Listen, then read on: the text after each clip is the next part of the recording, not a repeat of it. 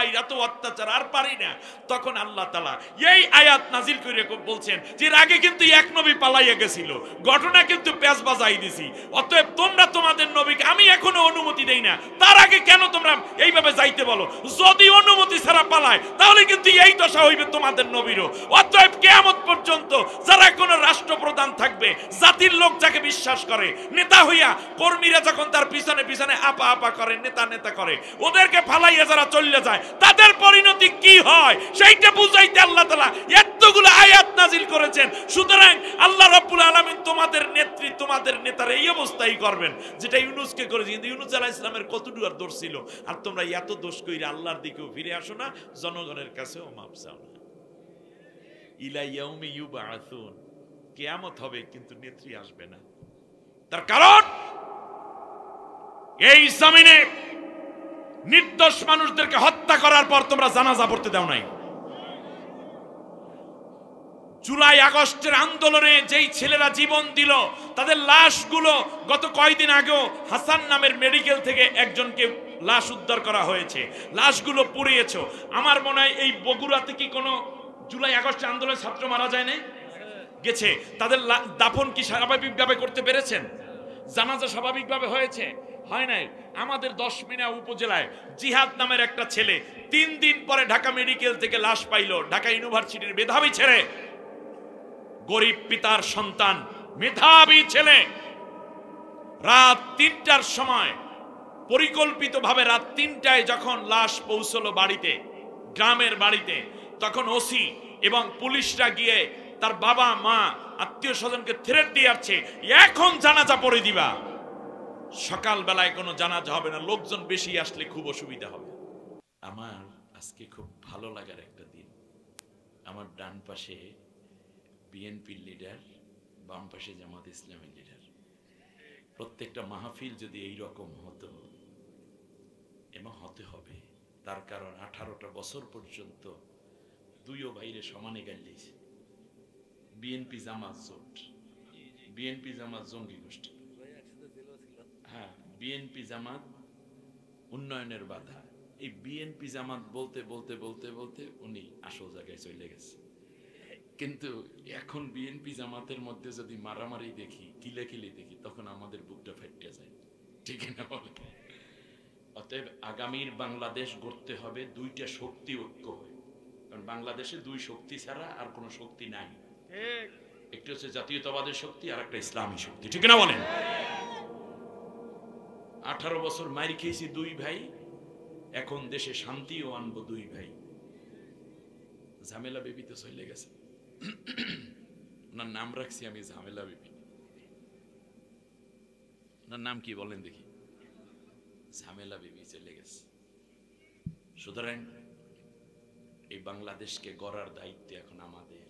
এটা আমানত, কোটি কোটি মানুষের আমানত নিয়ে নেতৃবৃন্দ মাঠে আছেন। নিজের বাড়ি গাড়ি এই দিকে তাকানোর সময় নাই, বরং বাংলাদেশ কি দাঁড় করানো, উঁচু করার জন্য এখন মহান দায়িত্ব আপনাদের ঘাড়ের উপরে। সারা জীবন তো ওয়াজ শুনেছেন, আজকে যদি ওয়াজটা দেখাইয়ে দেই তাহলে কেমন হয়? রাইট। তাহলে আজকের ওয়াজ হলো কোরআন দিয়ে আমরা দেখব। কি দেখব? 3টে জিনিস দেখব। সব বক্তা তো একরকম না, এক একজন এক এক স্টাইল। আমি এবার একটা ভিন্ন স্টাইল। স্টাইল মানে আল্লাহ প্রত্যেক মানুষের নিউরন আলাদা করেছে ব্রেইনের। এজন্য কিছু কিছু জায়গায় এক হলেও কোনোদিন এক হয় না, কিছু না কিছু ভিন্ন থাকবেই। সব মানুষ জমজ বাচ্চা, একজনে মিষ্টি পছন্দ করে আর একজনে ঝাল পছন্দ করে, আছে না? আপনার ভাই দেখবেন সে জোরে জোরে কথা বলে, আর এক ভাই আস্তে আস্তে বলে, এত জোরে কথা বলিস না তো। এরকম হয় কিনা? একই মা বাবার দুই ভাই, মানে দুই সন্তান। সুতরাং এক এক বক্তা এক এক রকম। আমি আমার জীবনে এই প্রথম মনে হয় বগুড়াতে মাহফিল করতে এসেছি। এর আগে 3বার দাওয়াত দিয়েছে, 3বার ক্যান্সেল। আমি একবার আসতে পারিনি, আর 2বার তথাকথিত আওয়ামী প্রশাসন বন্ধ করে দিয়েছে, বলছে হুজুর ওয়াজ গরম, সুতরাং এর আনতে দিতে হবে না। কারণ চোর কোনোদিন গরম সহ্য করতে পারে না, ঠিক না? চোর পালাইয়ে গেছে, আমরা যারা গৃহস্থ সবাই রয়ে গেছে। চোরেরা কি থাকে না? পালায়। তিনটা বিষয় কান খাড়া করে শুনবেন। এখানে যদি কোনো হতাশ লিক থাকেন, আপনার জন্য ওয়াজটা খুব বেশি দরকার, আপনার হতাশা কেটে যাবে। সেটা কি? সেটা হচ্ছে কোরআনের এই টোটাল কোরআনের অনুবাদ আল্লাহ আমাকে দিয়ে করিয়েছেন। এটা মানে দোয়া পাওয়ার জন্য আপনাদেরকে জানালাম, এটা কোনো ফখর না। বিগত 100 বছরে 8 জন আলেম অনুবাদ করেছেন, তার মধ্যে একজন আমি।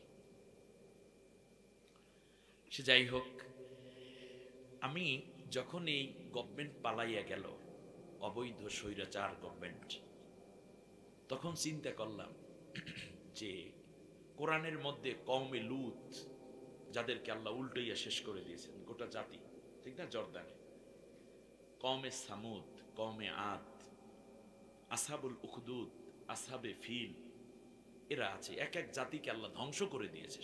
ফেরাউন, নমরুদ, এদের কথা কোরআনে আছে না? নাই? আছে। এই কাহিনীগুলো আপনারা শুনছেন না? শুনেছেন। ফেরাউনকে আল্লাহ বাঁচাইয়া রাখছে নাকি মাইরা ফেলাইছে? কিভাবে? চুবাইয়া, লোহিত সাগরে। বাস জানলেন। নমরুদকে আল্লাহ কি করেছেন? ল্যাংরা মশা দিয়া শেষ করে দিয়েছে। আসহাবে ফিল, আব্রাহা বাদশাকে আল্লাহ কি করেছেন? আবাবিল পাখি দিয়ে ধ্বংস করে দিয়েছেন। এরপরে কওমে সামুদ, পাথর বৃষ্টি দিয়ে আল্লাহ শেষ করে দিয়েছেন। কওমে আদ, এদেরকে আল্লাহ তাআলা পাথর বানাই ফেলছে সব মানুষগুলোকে। আমি চিন্তা করলাম সব পাই, কিন্তু দেশ ছাইরা পালাইয়া যায় এরকম কোন গভর্নমেন্ট ইতিহাস তো কোরআনে নেই। আপনারা হিসাব মিলাইতে পারেন না। এরকম তাফসীর শুরু হয়ে গেছে অলরেডি। খুঁজতে খুঁজতে খুঁজতে খুঁজতে কোরআনের এক জায়গায় গিয়ে দেখলাম, ও জাতির লোক রাইখা পালাইয়া গেছে, এইরকমও ঘটনা আছে। পালাইয়া যাওয়ার পরে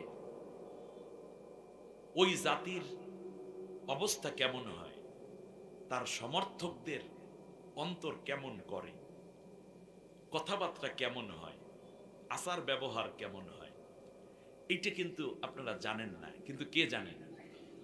মনে করেন নেতা পালাইয়ে গেছে, নেত্রী পালিয়ে গেছে, এখন তাদের মনের মধ্যে কিছু একটা করতেছে না?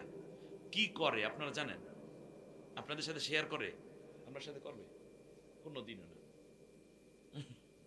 বলবে যে চেয়ারম্যান সাহেব, আমাকে নেতৃত্ব পালাই গেছে, এখন রাত্রে আমার ঘুমে ধরে না, স্বপ্নের মধ্যে দিয়ে পুলিশ এসে পড়ছে।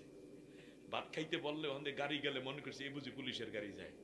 অ্যাম্বুলেন্সের পাশে শুনলে আমার পেটের মধ্যে মোচড় দিয়ে ওঠে। এ কথা তো আর বলবে না, কিন্তু এই সব অন্তরের খবর কে জানে? আমরা আজকে জানবো একটি রাষ্ট্রের নেতা পালাই গেছে, ওই নেতার অবস্থা কি হয়েছে, সাথে সাথে জানবো ওই নেতা কবে আবার ফিরে আসার সম্ভাবনা আছে। খুব জটিল ওয়াজ। আমরা একেবারে, আমি কিন্তু একটা কথাও বানিয়ে বলবো না, আমি একটু সামারিটা আগে বলে নিচ্ছি যাতে আপনাদের মানে মনটাই এই দিকে আসে। এটা বক্তাদের একটা টেকনিক, এটা আমি ফাঁস করে দিলাম, অসুবিধা নেই। কারণ কিছু জিনিস যদি সামনে না রাখা হয় তাহলে আপনারা থাকবেন কি দিয়ে? গরুর এই শেষে খিচুড়ি টিচুড়ি আছে, আগামী বছরের মাহফিল এটা খিচুড়ি দিয়ে দিই, মানুষজন আসবে এলাকা। চেয়ারম্যান সাহেব রাজি হয়ে গেছে। এইরকম মাহফিল যদি হয় আর এইরকম মেহমান আমি যদি পাই, তাহলে আপনাদের মসজিদ, মাদ্রাসা, উন্নয়ন, এগুলো সমস্যা হবে না। হুজুরে আশা লাগবে, ইনশাআল্লাহ আসবো। কি হবে, আমাদের বাবা মায়ের মাগফিরাতের জন্য তো কত মানুষকে খাওয়াই দিলাম, একবেলা খাওয়াই, এলাকাবাসী তো খাবে, ঠিক না? এই মানুষগুলি তো আমাদের জন্য দোয়া করবে। তবে খাওয়ার উদ্দেশ্যে আসবো না, মাহফিল শুনবো, শেষে তবারক নিয়ে বাড়িতে যাব। যাই হোক, রাত অনেক করব না বিদে আমি আগেই মূল অংশটা বলে রাখি। 1 নম্বর হচ্ছে পালাইয়া যায়। পালাইয়া যাওয়ার পরে কতদিন পরে উনি আবার ফিরে আসার সম্ভাবনা থাকে, সেই নিরিখে আমাদের ববু কবে আসবেন, আসলে আদৌ আসতে পারবেন কিনা, আসলে উনি কি অবস্থায় আসবে আমি বলবো না, সব কোরআন দিয়ে বলবো। কেমন হবে ঘটনাটা? কারণ দুনিয়ায় তো কোনো সরকার পালাইয়া যায় নাই এইভাবে। এর আগে প্রায় 257 বছর আগে এক হিন্দু শাসক এই বঙ্গ থেকে পালাইয়ে গেছিল। তো মুসলমানও যে পালাইয়ে যায়, পালাইয়া যদি যেতেন বেগম খালেদা জিয়ার এই দুনিয়ায় বহু রাষ্ট্রের দরজা তার খোলা ছিল। পালাইয়েই যদি যেতেন তাহলে আল্লামা সাইদি সাহেবকে দুনিয়ার মোট 81টা রাষ্ট্র অফার করেছিল, হুজুর আপনি চলে আসেন, অনেক দরজা তার খোলা ছিল, ঠিক না বলেন? সুতরাং পালাইয়া যাওয়া কোনো বীরপুরুষ বা সুস্থ মস্তিষ্কের কাজ না। যদি পালাইয়া যায় তাহলে কি অবস্থা হয়? যে পালায় তার ওই নেতা নেত্রী এখন তো মনে করছেন ওখানে মনে হয় খুব শান্তিতে আছে, কিন্তু উনি কি অবস্থায় আছে সেইটাও কোরআনের মধ্যে আছে। কোরআনে ওনার নাম নাই, কিন্তু পালানোর অবস্থা হওয়ার পরে কি হয়েছিল সেইটাও আমরা আজকে কোরআনের আয়নায় দেখার সুযোগ পাবো। বলেন ইনশাআল্লাহ। তার সমর্থকদের অবস্থা কি সেটাও আজকে জানার চেষ্টা করব। তিনটা বিষয় জানবো। এক নম্বর হচ্ছে পালাইয়া যাওয়ার পর তার অবস্থা কি হয়। দ্বিতীয়বারে জানবো যে পালানোর পরে কবে উনি ফিরে আসার সম্ভাবনা আছে, আর আদৌ ফিরবেন কিনা। তৃতীয় যেই বিষয়টা জানবো তা হচ্ছে পালানোর পরে তার সমর্থকদের অবস্থা কি হয়, তারা আদৌ মুক্তি পাবেন নাকি কত কষ্টে থাকেন। এই তিনটা বিষয় জানবো। শেষবারে একটা বিষয় জানবো, সেটা হচ্ছে এই পলাতক গভর্নমেন্টের পরে দেশ তো শূন্য থাকে, চেয়ারগুলো পড়ে থাকে, ওই পদ এমপি মন্ত্রী সচিব তার দলীয় লোকদের, উপজেলা chairman vice chairman union council chairman, এই চেয়ারগুলো খালি। আল্লাহ এই চেয়ারের মধ্যে কাদেরকে বসাইতে চান? বেসিক চারটা বিষয়ে আমরা এখন কথা শুনবো। দেখি এই চারটা বিষয় আপনারা বলতে পারেন কিনা। এক নম্বর হচ্ছে পলাতক নেতা কিংবা নেত্রী তার অবস্থা। দ্বিতীয় হচ্ছে তিনি যদি ফিরে আসেন কোন অবস্থায় আসবে, কবে আসবে। তৃতীয় হচ্ছে তার সমর্থকদের অবস্থা কি। আর চতুর্থ হলো এই শূন্যতা কাটাবার পরে আল্লাহ কাদেরকে এই রাষ্ট্রের নেতৃত্বে বসাইতে চান। কয়টা বিষয় হবে? এই চারটা বিষয় বলবো আমি 4-15-60 মিনিটে ইনশাআল্লাহ। কত মিনিট? অ্যাটলিস্ট তখন রাত বাজবে 12টা 10 মিনিট। যদিও 10 মিনিট ওভার হবে, কারণ আমি 10 মিনিট লেট করে আসছি। আর না হলে আমি 12টার পরে কথা বলি না, কারণ আমি হইলাম 22 তারিখের বক্তা। 12টার পরে বেজে যাবে কত? 23 তারিখে ওয়াজ করার অধিকার আমার আছে নাই। সুতরাং আমি এই ক্রস করতে চাই না, এই লাইনটা। তো এরপরেও আজকে এই সময়টা, কারণ আমার গাড়ি ঝামেলা নষ্ট হয়ে গেছিল, মেকারের সাথে দেরি হয়ে গেছে, কিছু করার নেই, চলে আসছি। কিন্তু আমাদের ভাই, কি নাম যেন আয়োজকের, নাম কি জানো, মহসিন ভাই, খুব সাহসী মানুষ, বলছে হুজুর আপনি অন্য একটা গাড়ি নিয়ে আসেন, আপনার হাদিয়া তোহফা দেওয়ার পরে ওই গাড়ির ভাড়াও আমি দিয়ে দেব। কিন্তু আমি চিন্তা করলাম এই পোস্টারটা লেখা মসজিদের উন্নয়ন কল্পে, যদি আরো 10-15 হাজার টাকা যায় তাহলে সেই টাকাটা তো ভাই মসজিদের ফান্ড অথবা তাদের কাছ থেকেই দেবে। 10টা হাজার টাকা যদি সেভ হয় তাহলে কমপক্ষে 20 বস্তা সিমেন্ট পাবে। আমি একটু লেট হয়েছে 10 মিনিট, তাতে কি হয়েছে? 10 মিনিট মানে 10,000 টাকা লস করা তো ঠিক হবে না, ঠিক না? কামটা খারাপ করছি? কমপক্ষে ভালো বললেন, ঠিক আছে কিনা? তাহলে আমরা এখন থেকে নিয়ে আমি আপনাদের কাছ থেকে বলি 11টা 15 মিনিট, 12টা 15 মিনিট কথা বলবো। কাগজ কলম থাকলে হাতে নেন, মোবাইল থাকলে সেভ করেন, আর না হলে ব্রেইনে পুরোপুরি সেভ করে নেবেন। আল্লাহ সবাইকে কবুল করুন। আলহামদুলিল্লাহ, আলহামদুলিল্লাহ ওয়াহদা, والصلاة والسلام على من لا نبي بعده وعلى آله وأصحابه أجمعين. فقد قال الله تعالى في شان حبيبه آمرا ومخبرا: أعوذ بالله من الشيطان الرجيم. সবাই পড়েন আমার সাথে। বিসমিল্লাহির রহমানির রহিম ইন্নাল্লাহা ওয়া মালাইকাতাহু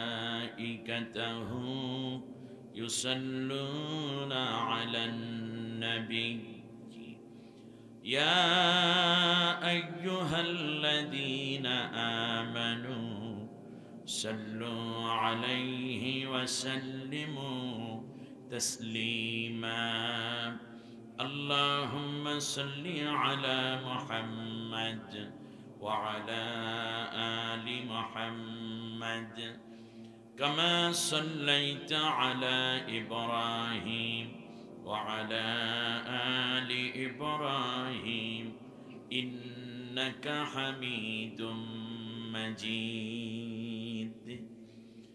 আরবের বুকে মক্কার পরে আমিনার যেথায় ঘর আল্লাহর রহমত কৌসর হয়ে জড়ছে সেথায় বারম্বার বালাগাল উলা বিকামালিহি كشف الدجى بجماله حسنت جميع خصاله صلوا عليه وآله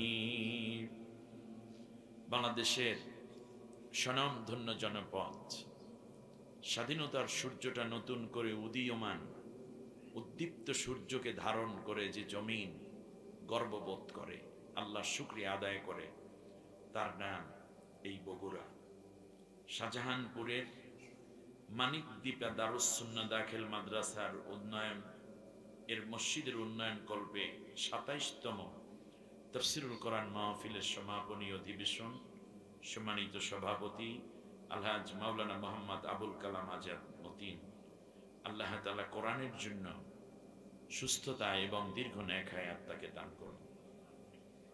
আয়োজিত এই মাহফিলে উলামায়ে কেরাম সম্মানিত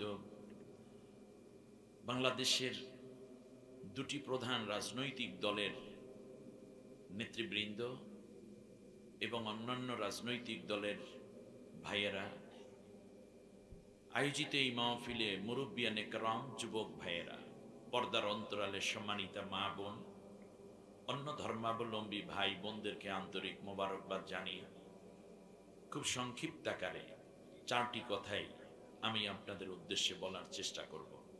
আসুন আমরা সরাসরি চলে যাচ্ছি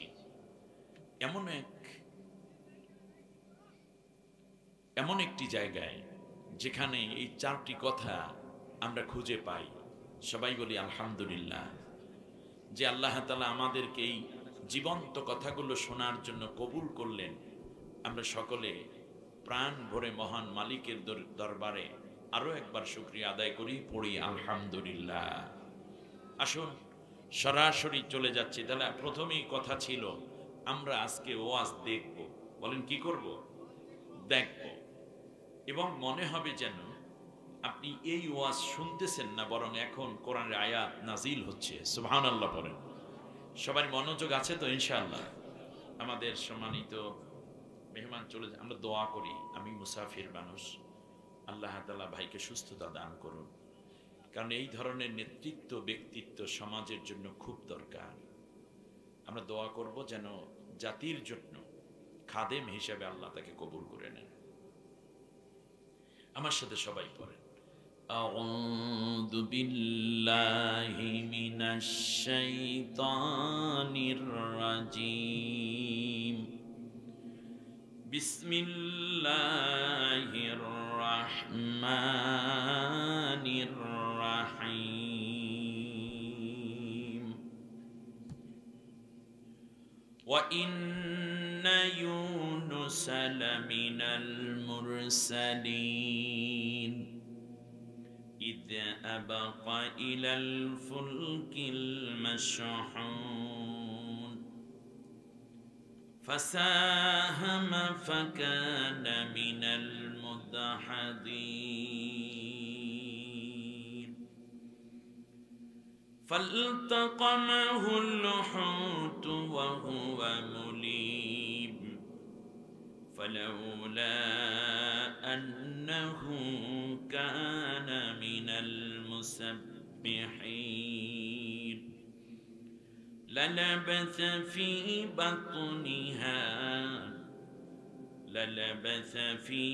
بطنه إلى يوم يبعثون فنبذناه بالعراء وهو سقيم وأنبتنا عليه شجرة من يقطين وأرسلناه إلى 100,000 أو يزيدون فآمنوا فمتعناهم إلى حين আমানতু বিল্লাহ। অর্থ হচ্ছে একটি গুরুত্বপূর্ণ বিষয়ে তোমরা দৃষ্টি নিবন্ধন করো, স্মরণ করো সেই ঐতিহাসিক কথা।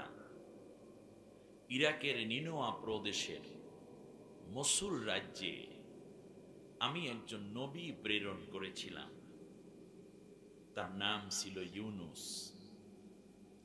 দীর্ঘ 55 বছর তিনি দাওয়াতে দ্বীনের কাজ করলেন। জাতির লোকেরা তাকে ডিনাই করলো, প্রত্যাখ্যান করলো, কিন্তু তিনি তার দাওয়াতি কার্যক্রম অব্যাহত রাখার পরেও কিছুটা বিরক্ত হলেন। এক পর্যায়ে তিনি দেশ ছেড়ে চলে যাওয়ার আগে আমি আল্লাহকে ডাক দিয়ে বলল, আল্লাহ তুমি এই জাতিটার মধ্যে গজব দিয়ে দাও, এরা আমার কথা শোনে না। আমি ইউনুসকে ডেকে বললাম, ইউনুস তুমি জাতির লোককে জানিয়ে দাও আগামী মাত্র 1 দিন সময় আছে, এর মধ্যে যদি তারা ঈমান না আনে তাহলে আমি আল্লাহ তাআলা তাদেরকে 3 দিনের মধ্যে শেষ করে দেব। এই 3 দিনের সিমটম হলো, সাইন হলো, আলামত হলো এই যে প্রথম দিন সূর্য ওঠার আগে পূর্বাকাশে গাঢ় হলুদ বর্ণের মেঘ দেখবে তারা, প্রচুর মেঘ, বিশাল মেঘের বহর দেখবে, কিন্তু মেঘের কালার হবে গাঢ় হলুদ। এটা হলো গজব নাজিলের শুরুর আলামত, সিগন্যাল। দ্বিতীয় দিন তারা দেখতে পাবে প্রচুর মেঘ পূর্বাকাশে, কিন্তু তা হবে রক্তবর্ণ। আর তৃতীয় দিন হবে গাঢ় কালো মেঘ। এই দিন প্রচুর বিজলি চমকাবে এবং বেশি বেশি জাতির জন্য আমি আল্লাহ তাআলা গজবের বৃষ্টি নাজিল করব। আর ওই বৃষ্টি হবে পাথর বৃষ্টি, তাদের ঘরগুলো ভেঙে খানখান হবে, পশু পাখি গাছপালা তরু লতা ফসল সব শেষ হবে, যেখানেই যে লুকক না কেন সব মানুষগুলো ধ্বংসস্তূপে পরিণত হবে, কেউ বেঁচে থাকতে পারবে না। একটা পর্যায়ে যখন এই অবস্থাই হলো, ইউনুস পয়গাম্বর যখন ইরাকের লোকদেরকে কথা বলল, তখন জাতির লোকেরা মনে মনে ভাবলো এটা ইউনুস আমাদেরকে খামোখাই ভয় দেখায়। কিন্তু রাতের গভীরে যখন একটি ভয়াত্র পরিবেশ তৈরি হলো, তখন জাতির মধ্যে যারা মূর্তি পূজার নেতৃত্ব দিত, মুরব্বী টাইপের, তারা সবাইকে জাগিয়ে তুলে বলল, আমরা সবাই চলো ইউনুসের বাড়িতে যাই, কারণ অবস্থা ভালো মনে হয় না। আর আল্লাহর গজব এসে গেলে তখন আর উপায় থাকবে না, কারণ গজব আসলে আর তওবা করার সুযোগ থাকে না। সবাই মিলে ইউনুস আলাইহিস সালামের বাড়িতে হাজির।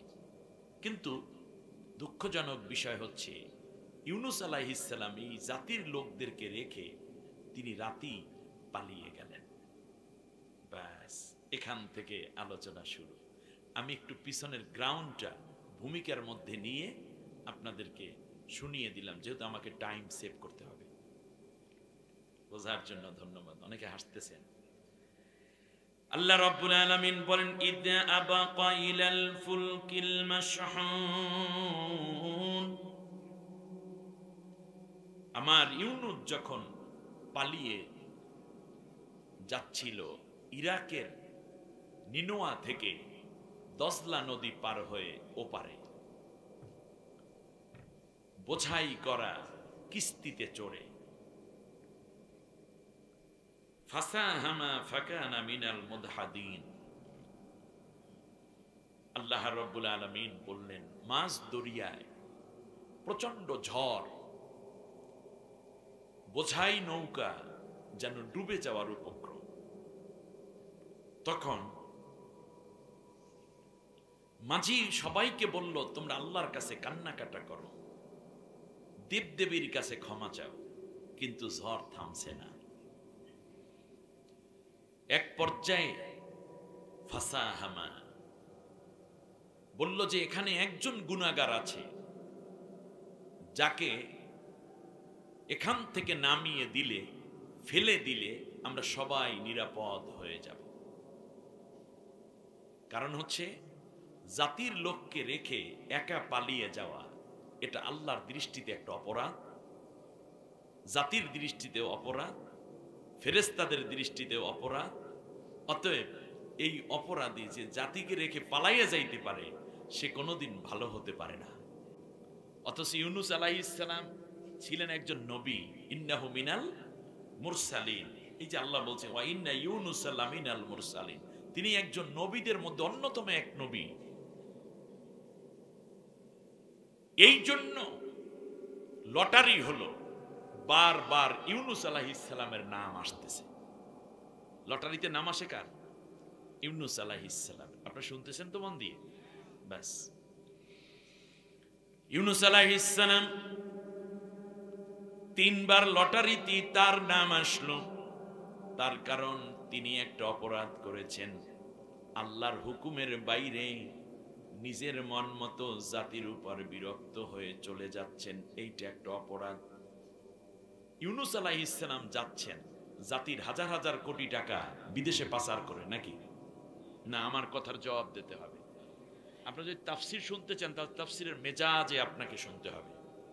আর অনেক বক্তা আছে, ওইটা চেয়ারের মধ্যে বসে পড়বে, মাথার টুপি খুলবে, তিনটা গান গাইবে, দুইটা নারায়ে তাকবীর দেবে, এরপর শেষকালে নিজে সম্পাদ দেবে।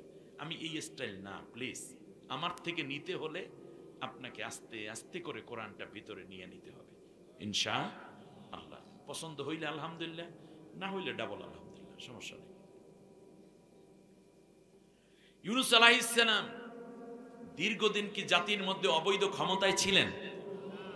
না। তিনি কি আয়না ঘর বানাইয়া নির্দোষ মানুষদেরকে অত্যাচার করেছে? রিমান্ড দিয়ে মানুষের হাত পা ভেঙেছে? ভাঙে নাই। ভালো করে বুঝতে হবে। তিনি কি মানুষকে গুম করেছেন? তিনি কি মানুষকে হত্যা করেছেন? মানুষের ফাঁসি দিছে? তা ফাঁসি দিলেন না, গুম করলেন না, আয়না ঘরে নির্যাতন করলেন না, দেশের সম্পদ লুট করলেন না, এরপরেও পালাইয়া যাচ্ছেন।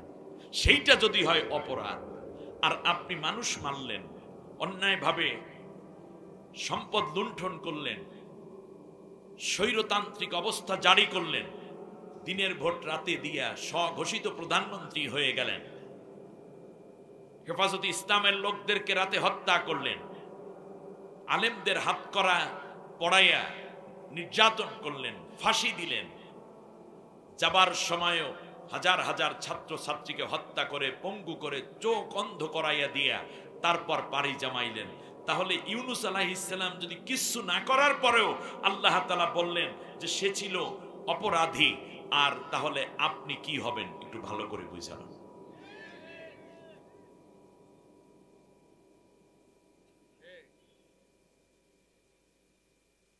কথা বুঝে আসতেছে? আল্লাহ রাব্বুল আলামিন বলেন, শোনো, অপরাধী হওয়ার কারণে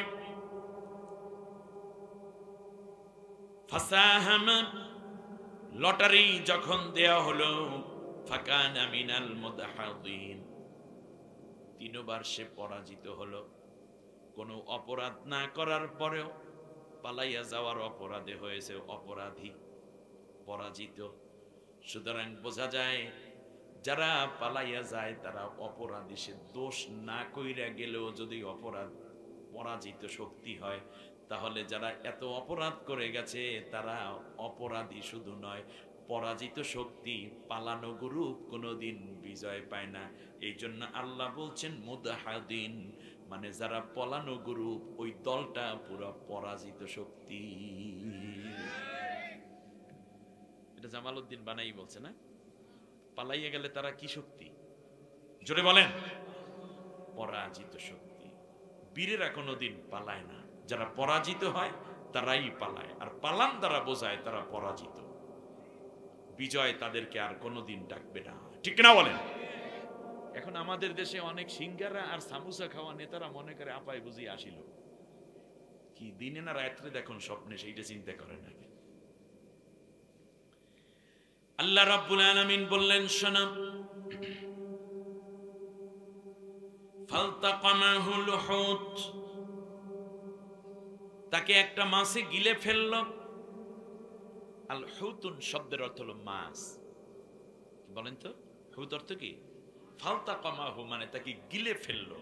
আল হুত একটা মাছে। কিন্তু তাফসিরে এসছে ইউনুস আলাইহিস সালামকে যে মাছটাই গিলে ফেলেছে, সাগরের মধ্যে ফেলে দেওয়ার কারণে তাকে গিলে ফেলেছে কে? একটা মাছে। ওই মাছটাকে আবার আরেকটা মাছে গিলে ফেলেছে, ডাবল মাছ। আর ওই রাতটা ছিল অমাবস্যার রাত। তা মাছের পেটের মধ্যে আলো না অন্ধকার? তার মধ্যে আরেকটা মাছে গেছে, কয়টা অন্ধকার হলো? দুইটা। আর অমাবস্যার একটা রাত, কয়টা অন্ধকার? তিনটা। আর সমুদ্রের তলদেশে চলে গেছে মাছ, তাহলে পানির নিচে অন্ধকার আলো না অন্ধকার? কয়টা অন্ধকার? কথাগুলো ধরে রাখতে পারবেন ইনশাআল্লাহ? ব্যাস, চারটা অন্ধকার। আল্লাহ রাব্বুল আলামিন বলেন, শোনো, ইউনুসকে মাছে গিলে ফেললো। আর ইউনুস মাছের পেটের মধ্যে নড়াচড়াও করতে পারছে না। কারণ এই পৃথিবীতে ওই প্রাণী কিছু গিলে ফেলে তারাই যারা হজম করতে পারে। ইউনুস হজম হয়ে যাওয়ার কথা, ঠিক না? সমুদ্রের পানিগুলো 3 স্তরে ভাগ করা। উপরের স্তরে ঢেউয়ের পর ঢেউ, মাঝের স্তরে রয়েছে স্রোত, ভাটা জোয়ারের স্রোত। মূল স্রোতটা হলো মাঝের স্তরে, উপরে না। কিন্তু ওই মাঝের স্রোতটা টানে, তার কারণেই উপর দিয়ে এতটুকু স্রোত তৈরি হয়। যদি স্রোতটা উপরে চলে আসতো তাহলে কোনো নৌযান উপর দিয়ে চলতে পারবে না। বিধায় আল্লাহ স্রোতকে রেখেছেন মাঝের স্তরে। আল্লাহ রাব্বুল আলামিন বলেন, ওয়ালাহুল জাওয়ারিল মুনশাআতু ফিল বাহরি কাল আ'লাম ফাবিআইয়ি আলাই রাব্বিকুমা তুকাযযিবান। আমি আল্লাহ পাহাড়ের মতো বিশাল বিশাল সাগরগুলোকে, মানে নৌযানগুলোকে, জাহাজগুলোকে গন্তব্যে পৌঁছাইয়া দেই। আমি আল্লাহ যদি না চাইতাম তাহলে তোমাদেরকে কে ভাসাইয়া রাখত? সুবহানাল্লাহ। আল্লাহ রাব্বুল আলামিন বলেন, শোনো, একদিকে নিয়ে ইউনুসকে ফেলে দিবে। মাছ হা করে আছে। ইউনুস আলাইহিস সালাম লম্বা হলেন 31 গজ। কত হাত হয়? 31 গজে কয় হাত হয়? 62 হাত। তার লাশ এখনো 62 হাত। তার কবর ইরাকে রয়েছে। খেয়াল করো, 62 হাত লম্বা মানুষটাকে গিলে ফেলেছে। সে মাছটা কয় হাত? সেই মাছটাকে আরেকটা মাছে গিলেছে, সেইটা কত হাত হতে পারে? সুবহানাল্লাহ। কালকে কই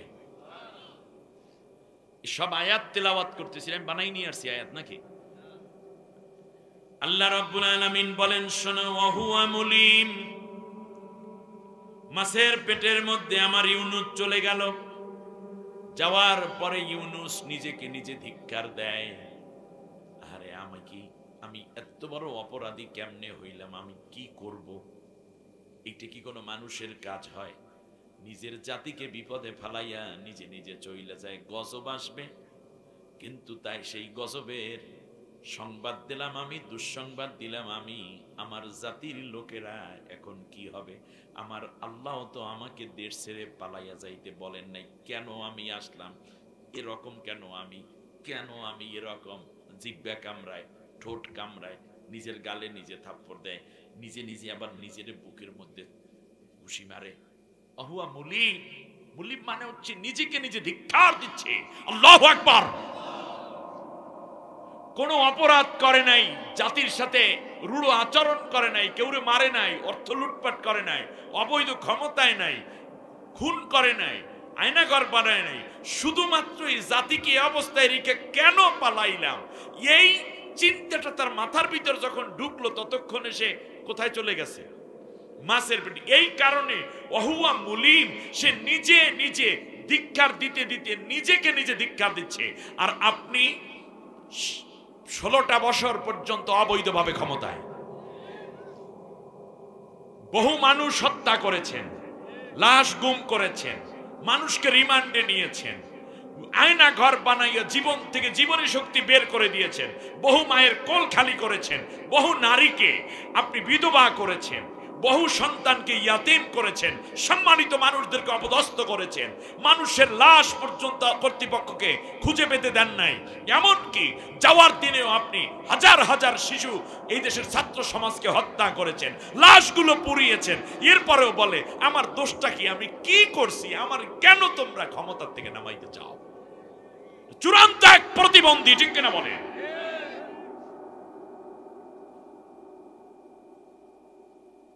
ইউনুস আলাইহিস সালাম এতটুকু চিন্তা করে যদি এত ভেঙে পড়েন, আর তার কোনো ভাঙ্গাভাঙ্গি নেই, মন্ত্রীগুলা মনে হয় সারা দিন রাত মাদক নিয়ে বসে থাকতো, আর না হলে এত অন্যায় হজম করার সাহস তাদের থাকার কথা না। আল্লাহ রাব্বুল আলামিন বলেন, শোনো, উপরের স্তরে ঢেউ সমুদ্রের, মনে আছে? মাঝের স্তরে স্রোত, শেষের স্তরে একেবারে নিস্তব্ধ নিথর পানি। সুবহানাল্লাহ। এখানে থাকে হীরামণি মুক্তা জহরত, পান্না চুন্নি কষ্টি ইউরেনিয়াম।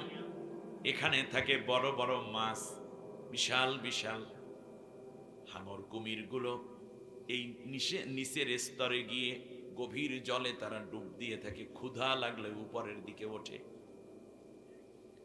আল্লাহ রাব্বুল আলামিন বলেন, ইয়াখরুজু মিনহুমাল লুলু ওয়াল মারজান। আমি আল্লাহ ওখান থেকেই বের করি হীরা মণি মুক্তা জহরত, সমুদ্রের তলদেশ থেকে। সুবহানাল্লাহ পড়বেন। ইউনুস আলাইহিস সালাম যখন মাছের পেটের মধ্যে, তখন তিনি চিন্তা করলেন আমি এখন কি করব। চারদিকে শুনতেছে যে মাছে তাকে গিলেছে, এবং চারপাশ থেকে যতটুকু আওয়াজ তার কানে আসতেছে তিনি শুনতে পাইলেন তামাম মখলুকাত সমুদ্রের তলদেশে আল্লাহ রব্বুল আলামিনের তাসবিহ এবং আল্লাহর জিকিরে ব্যস্ত আছে। ইউনুস পয়গম্বর চিন্তা করলেন, আমি কেন মুখ বন্ধ রাখবো, আমিও আমার মালিকের জিকির করব। ইউনুস আলাইহিস সালাম তখন আল্লাহর জিকির নিয়ে ব্যস্ত হয়ে পড়লেন। আল্লাহ রাব্বুল আলামিন বলেন, শোনো, ফালাউলা আন্নাহু কানা মিনাল মুসাব্বিহিন। আমার ইউনুস যদি সেই সময় আমি আল্লাহর তাসবিহ না পড়তো, তাহলে আমি আল্লাহ রাব্বুল আলামিন তাকে কিয়ামত পর্যন্ত মাছের পেটের মধ্যে রেখে দিতাম, এই মাছের পেটটাই তার কবর বানাইয়া দিতাম। সুবহানাল্লাহ। للبث في بطنه إلى يوم يبعثون খেয়াল করুন আল্লাহর কথা কত সুন্দর ফালাউলা আন্নাহু কানা মিনাল মুসাব্বিহিন ইউনুস যদি আমি আল্লাহর তাসবিহ না পড়তো তাহলে লালাবাসা ফি বাতনিহি ইলা ইয়াউমি ইউবআসুন কিয়ামত পর্যন্ত আমি ওই মাছের পেটের মধ্যে তারে কবর বানাইয়া রেখে দিতাম, কোনদিন আর আমি তাকে দুনিয়ার আলো বাতাসে আনতাম না। তাহলে বোঝা যায় কেউ যদি পালাইয়া যায়, পালাইয়া যাওয়ার পরে অনুশোচনা করতে হবে। যদি কেউ অনুশোচনা না করে তাহলে তা সেটা কি তার ভালো না মন্দের আলামত? মন্দের আলামত। দ্বিতীয় হচ্ছে কার তাসবিহ পড়তে হবে? আল্লাহর তাসবিহ। ইউনুস আলাইহিস সালাম কি তাসবিহ পড়লেন? আল্লাহ রাব্বুল আলামিন বলেন ইয যাহাবা মুগাদিবান, যখন ইউনুস রাগ করে চলে যাচ্ছিল, ফাযান্না আন্নাহু লান নাকদিরা আলাইহি ফানাদা ফি যুলুমাত, ইউনুস মনে করেছিল পালাইয়া গেলে কোনোদিন আমি আর তারে ধরতে পারবো না।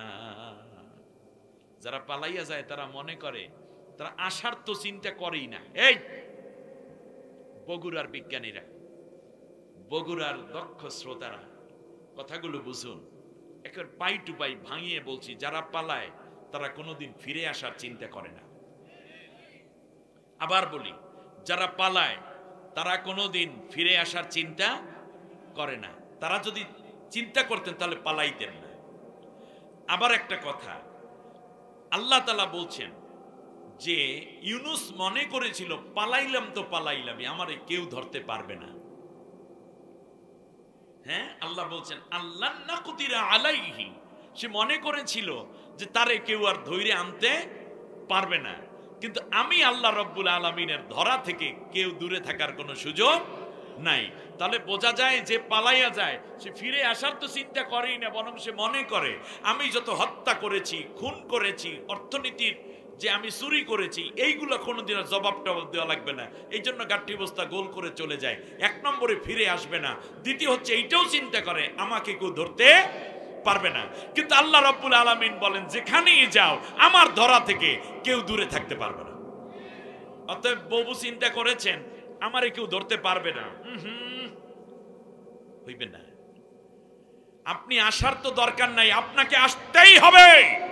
এবং এই বাংলার মানুষ আপনাকে হাজার হত্যার বিচারের কাঠগড়ায় দেখতে চায়।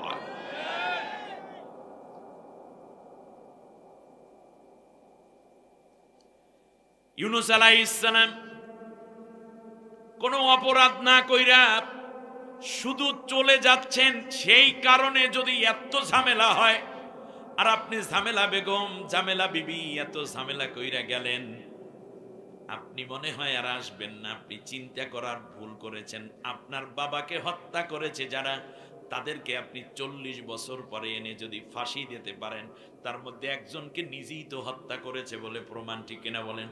মেজর বজলুল হুদা, আপনি যদি এত কিছু পারেন, আমার মুগ্ধ, আমার আবু সাইদের, আমার মুজাহিদ শিপনের মা বাবারা কি চাইবে না আপনি আসেন এবং হাজারবার আপনার ফাঁসি হোক পল্টনের ময়দানে প্রকাশ্যে, ঠিক কিনা বলে? আপনারা বিচার চান না? আপনারা বিচার চান না? মীর কাসিম আলী সাহেবের ছেলে কি চাইবে না তার বাবার হত্যার বিচার এই জমিনে হোক? আব্দুল কাদের মোল্লা সাহেবের সন্তান কি চাইবে না? মতিউর রহমান নিজামী সাহেবের ব্যারিস্টার যে সন্তান তার, সে কি চাইবে না তার বাবাকে যারা হত্যা করল অন্যায়ভাবে তার বিচার হোক? আল্লামা সাইদি সাহেবের সন্তানরা কি চাইবে না যে তার বাবাকে যারা জেলের মধ্যে থেকে নিয়ে আদালতে যখন চিকিৎসার নামে অপচিকিৎসা করে তাকে হত্যা করা হয়েছে, 13 বছর জেলে রাখা হলো, তার বাবার পিতৃ হত্যার বিচার কি, হত্যাকারীদের বিচার কি তারা চাইবে না? অবশ্যই চাইবে। আলী হাসান মোহাম্মদ মুজাহিদ সাহেবের সন্তানরা চাইবে না? সালাউদ্দিন কাদের চৌধুরী সাহেবের হুম্মাম কি চাইবে না সন্তান তার বাবাকে কেন হত্যা করা হলে বিচার তারা চাইবে কিনা বলেন? ইলিয়াস আলীর সন্তানরা কি চাইবে না তার পিতৃহত্যার বিচার? সুতরাং আপনাকে বিচারের কাঠগড়ায় আসতে হবে। এবং সে মনে করে যে কোনোদিন আশা লাগবে না। আরে নবী মনে করে কোনোদিন আশা লাগবে না। আল্লাহ কয় না, আমি বিচারের কাঠগড়ায় দাঁড় করাবো। ওই জাতির কাছে তোমাকে আনবই আনবো। কোনো অপরাধ ছাড়া যদি পালানোটাই অপরাধ হয়, আর আপনি অপরাধ করে পালিয়েছেন, আপনাকেও আসতে হবে। আপনার পোড়া পাংটা, আপনার পাশাপাশি কাছাকাছি যত জেলা সামচের নেতা খাতা আছে, প্রত্যেকের বিচার এই বাংলার জমিনে হবে হবে।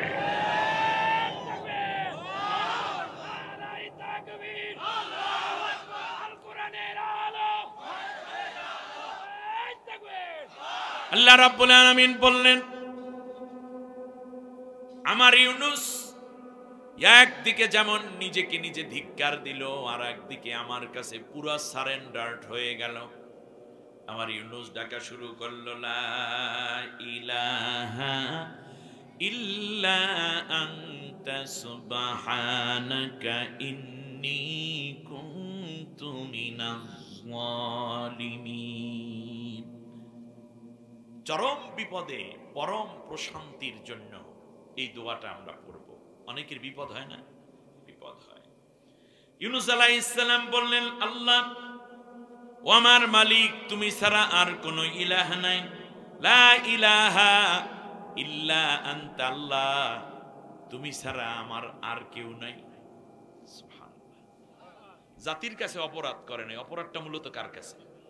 কারণ নবী এইভাবে দেশ ছেড়ে পালাইয়া যাওয়া এটা অপরাধ, নবীর উম্মতেরও অপরাধ, ঠিক না? নিঃসন্দেহে তুমি সব ধরনের দুর্বলতা মুক্ত, তুমি পবিত্র। ইন্নী কুনতু মিনাজ জালিমিন, আল্লাহ আমি জালেমদের মধ্যে শামিল হয়ে গেছি। চিন্তা করেন, কোন জুলুম না কইরাও শুধু পলানো, এই অপরাধটার কারণেই মনে করছে আমি জালেম হয়ে গেছি। আর উনি জুলুম করতে করতে পাকনা বুড়ি হইয়া পালাই গেছে, এরপরে বলে আমার দোষটা কি?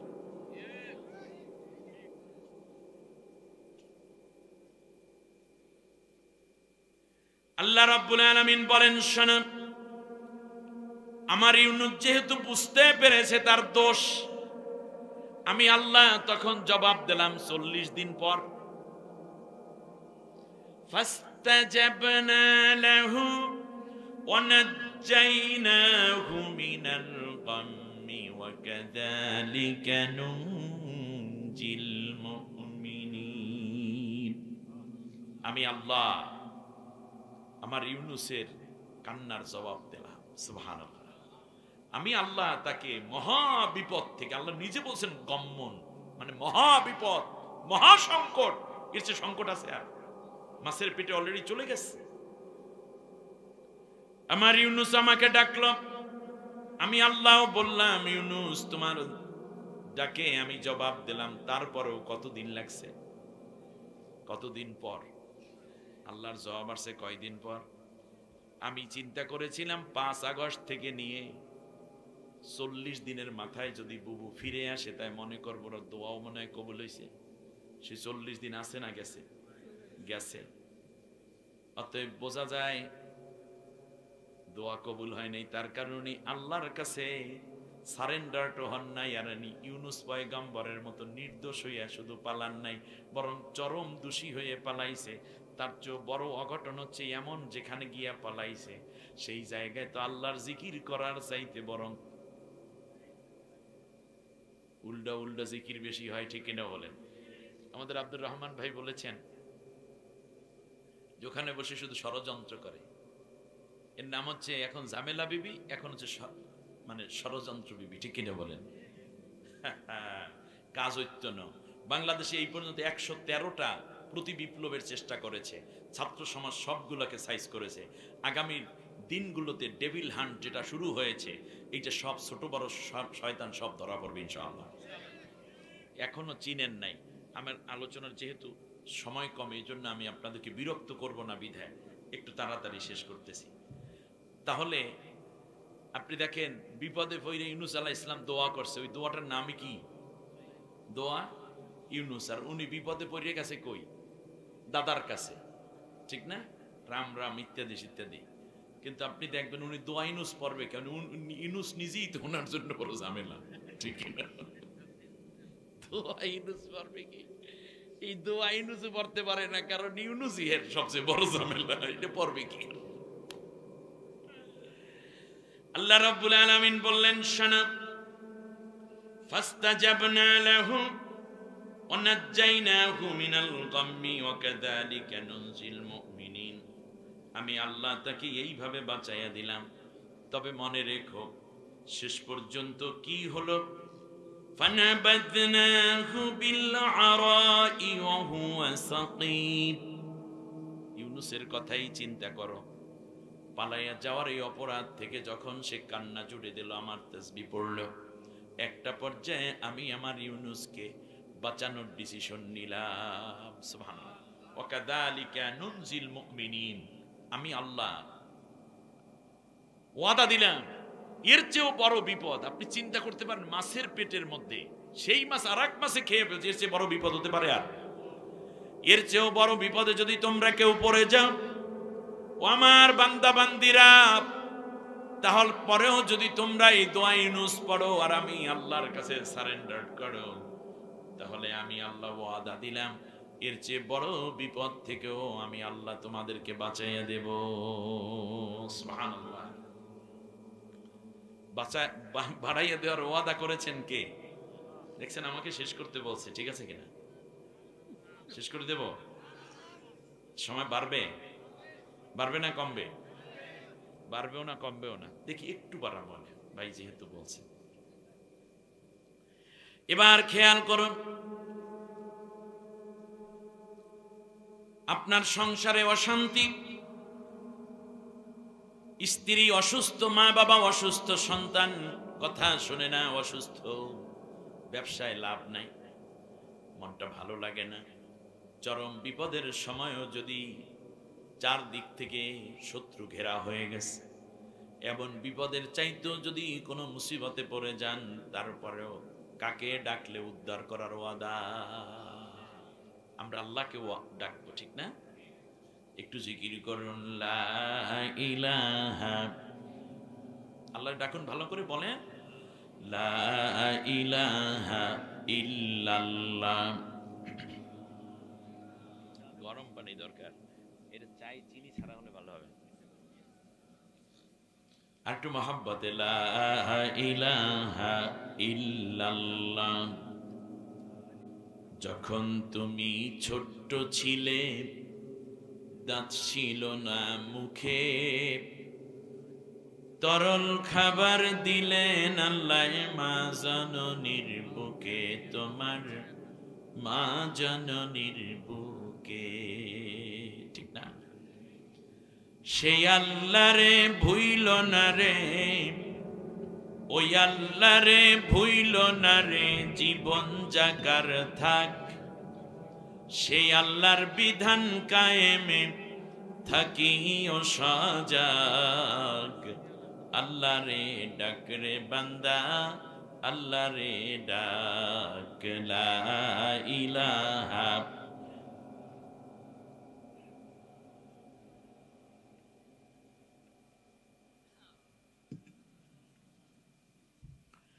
লা ইলাহা ইল্লাল্লাহ মুহাম্মাদুর রাসূলুল্লাহ সাল্লাল্লাহু। কষ্ট হয়নি তো? আল্লাহ রাব্বুল আলামিন বলেন, শোনো,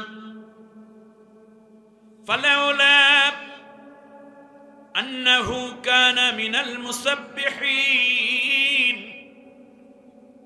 আমার ইউনুস পালাইয়া যাওয়ার পরে চরম বিপদে পড়ে, চরম অসহায় হয়ে যদি আমাকে ডাক না দিত, তাহলে আমি কি করতাম জানো? লালাবাসা ফি বাতনিহি ইলা ইয়াউমি ইউবআসুন।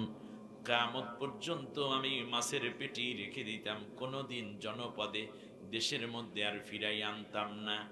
এবার বুঝেন, কোনো অপরাধ না কইরা পালানোটাই যদি অপরাধ হয়, এরপরও আল্লাহ রব্বুল আলামিন বলতেছেন, আমার ইউনুস যদি পালানোর বড় অপরাধকে অনুধাবন কইরা যদি আমার তাসবিহ না পড়তো, কিয়ামত পর্যন্ত, ইয়াউমি ইউবআসুন মানে কিয়ামত, কিয়ামত পর্যন্ত আমি আল্লাহ তার দেহটা তাকে আমি আল্লাহ মাছের পেটে রেখে দিতাম, কোনোদিন দুনিয়ার স্বাভাবিক পরিবেশে আর ফিরাইয়া দিতাম না।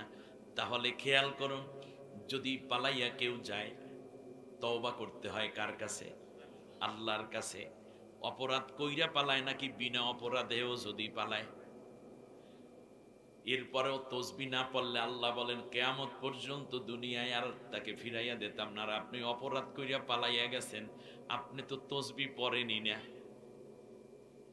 আপনি তো ষড়যন্ত্র করতেছেন ওখানে বৈশা বৈশা, জাতির কাছে মাপ চান নাই। একবার ফেসবুকে আইসা জাতির কাছে কোনো মাপ চায় নাই, বরং আমার অপরাধটা কি পোলা পাইনে কয় 32-এর 33 বানা।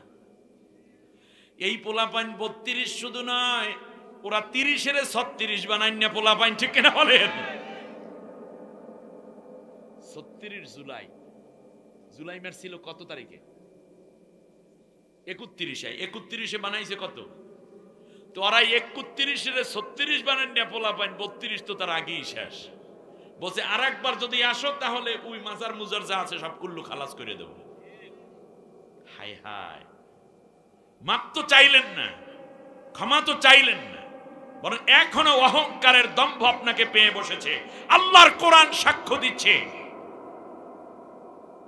ফালাউলা আন্নাহু কানা মিনাল মুসাব্বিহিন, যদি সে এই চূড়ান্ত সারেন্ডার করে আমার কাছে তাসবিহ না করত, তাহলে লালাবাতা ফি বাতনিহি ইলা ইয়াউমি ইউবআসুন, কিয়ামত পর্যন্ত আমি তাকে মাছের পেটে রেখে দিতাম। সুতরাং আপনাদের যে সিম্পটম, যারা আছেন এই হতাশ লিগে, সোজা কথা কইয়া যায়, কিয়ামত পর্যন্ত আপনার নেত্রী আসা সম্ভব না।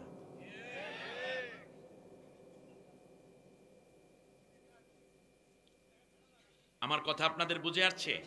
কোন দিন আসি, কোন দিন আসতে পারবো কিনা জানি না, কিন্তু ঘটনা আমি বলে গেলাম। এইরকম পালাইয়া যারা যায়, আর সে কত বড় অপরাধী, সে কোনোদিন আসবে না। ইউনুসকে আল্লাহ তাআলা বলছেন, ইউনুস আলাইহিস সালামকে আল্লাহ বলছেন তাসবিহ না পড়তে, ক্ষমা না চাইতে, তুমি যদি মুলিম না হতে, মানে নিজেকে নিজে ঘৃণা না করতে, যদি নিজেকে নিজে এইভাবে ধিক্কার না দিতে, আমার কাছে যদি তওবা না করতে, তুমি জুলুম করেছো এটা স্বীকার না করতে, তাহলে আমি আল্লাহ কিয়ামত পর্যন্ত তোমার মাছের পেটে রেখে দিতাম। আর আপনি এত অন্যায় করার পরেও এখনো সিনা টান করে কথা বলেন, কোনোদিন ফিরে আসা সম্ভব নয়। এজন্য বলছি, ওয়াজ শুনবেন না, দেখবেন। আল্লাহ রাব্বুল আলামিন বলেন, আমার ইউনুস মাপ চাওয়ার পরে আমি আল্লাহ তাকে ফিরাইয়া যখন দিলাম, ফানাবাদনাহু বিল আরাই ওয়া হুয়া সাকিম। ইউনুস আমার পয়গম্বর, জীবনে কোনো গুনাহ করে নাই, শুধুমাত্র একটা ত্রুটি করেছে। ত্রুটিটা হলো এই যে দেশ ছাইরা পালাইছে আমার অনুমতি ছাড়া দেশ ছেড়ে পালিয়েছে। এই কারণে আমি যখন তাকে দেশে ফিরিয়ে দিলাম, 40 দিন পর অহুয়া সাকিম, সে ছিল একেবারে চরম দুর্বল। বলেন তো কি? অতএব বুবুর সাথে সাথে যারা পালাইছেন আর যারা দেশে আছেন, তাদের মানসিক অবস্থা কত খারাপ, এইটা আল্লাহ এখানে বলছেন, অহুয়া সাকিম। বলেন তো কি? সাকিম শব্দের 3টা অর্থ। একটা অর্থ বলি, সাকিম শব্দের অর্থ হলো, কিছু মানুষ দেখবেন একটা দুর্বল হয়ে গেলে তারপর একজনে হাত ধরিয়ে দাঁড় করায় না, এরপরে কি উনি একটু একটু হাঁটতে পারে। আর সাকিম হলো এরকম যে একেবারে ধৈর্যা, পিছনে দিক দিয়ে ধৈর্য, একেবারে ধৈর্য শক্ত করে ধৈর্য রাখছে, কিন্তু এরপরও এটার আরবিতে কি বলে? এর মানে কেউ শেল্টার দিয়ে যে তারে দাঁড় করাইবে, এরকম শেল্টার দেওয়ার পরেও দাঁড় করানোর শক্তি যার ভিতর থাকে না, তাকে বলে সাকিম। এই জন্য বলি, আমাদের দেশে আপায় যাওয়ার পরে জাপায় একটু মনে করে আমি একটু দাঁড় করাবো না, দাদাই মনে করে আমি মনে একটু দাঁড় করাবো, কিংবা অন্যান্য রাষ্ট্র কেউ যদি মনে করে এই পালাতক গোষ্ঠীরে আমরা একটু দাঁড় করাবো, কাজ হইবে না। আপনি দাঁড় করাইতে চাইলেও পারবেন না, কারণ সে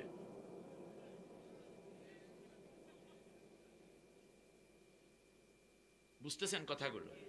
ব্যাস,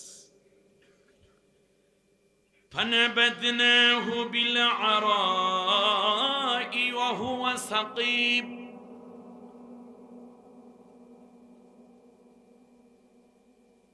তাকে আমি আল্লাহ রাব্বুল আলামিন এমন অবস্থায় উদ্ধার করলাম, সে ছিল সাকিম, মানে কেউ যে ধরবে, ধরার পর যে দাঁড়াইবে এতটুকু শক্তিও ইউনুসের মধ্যে ছিল না।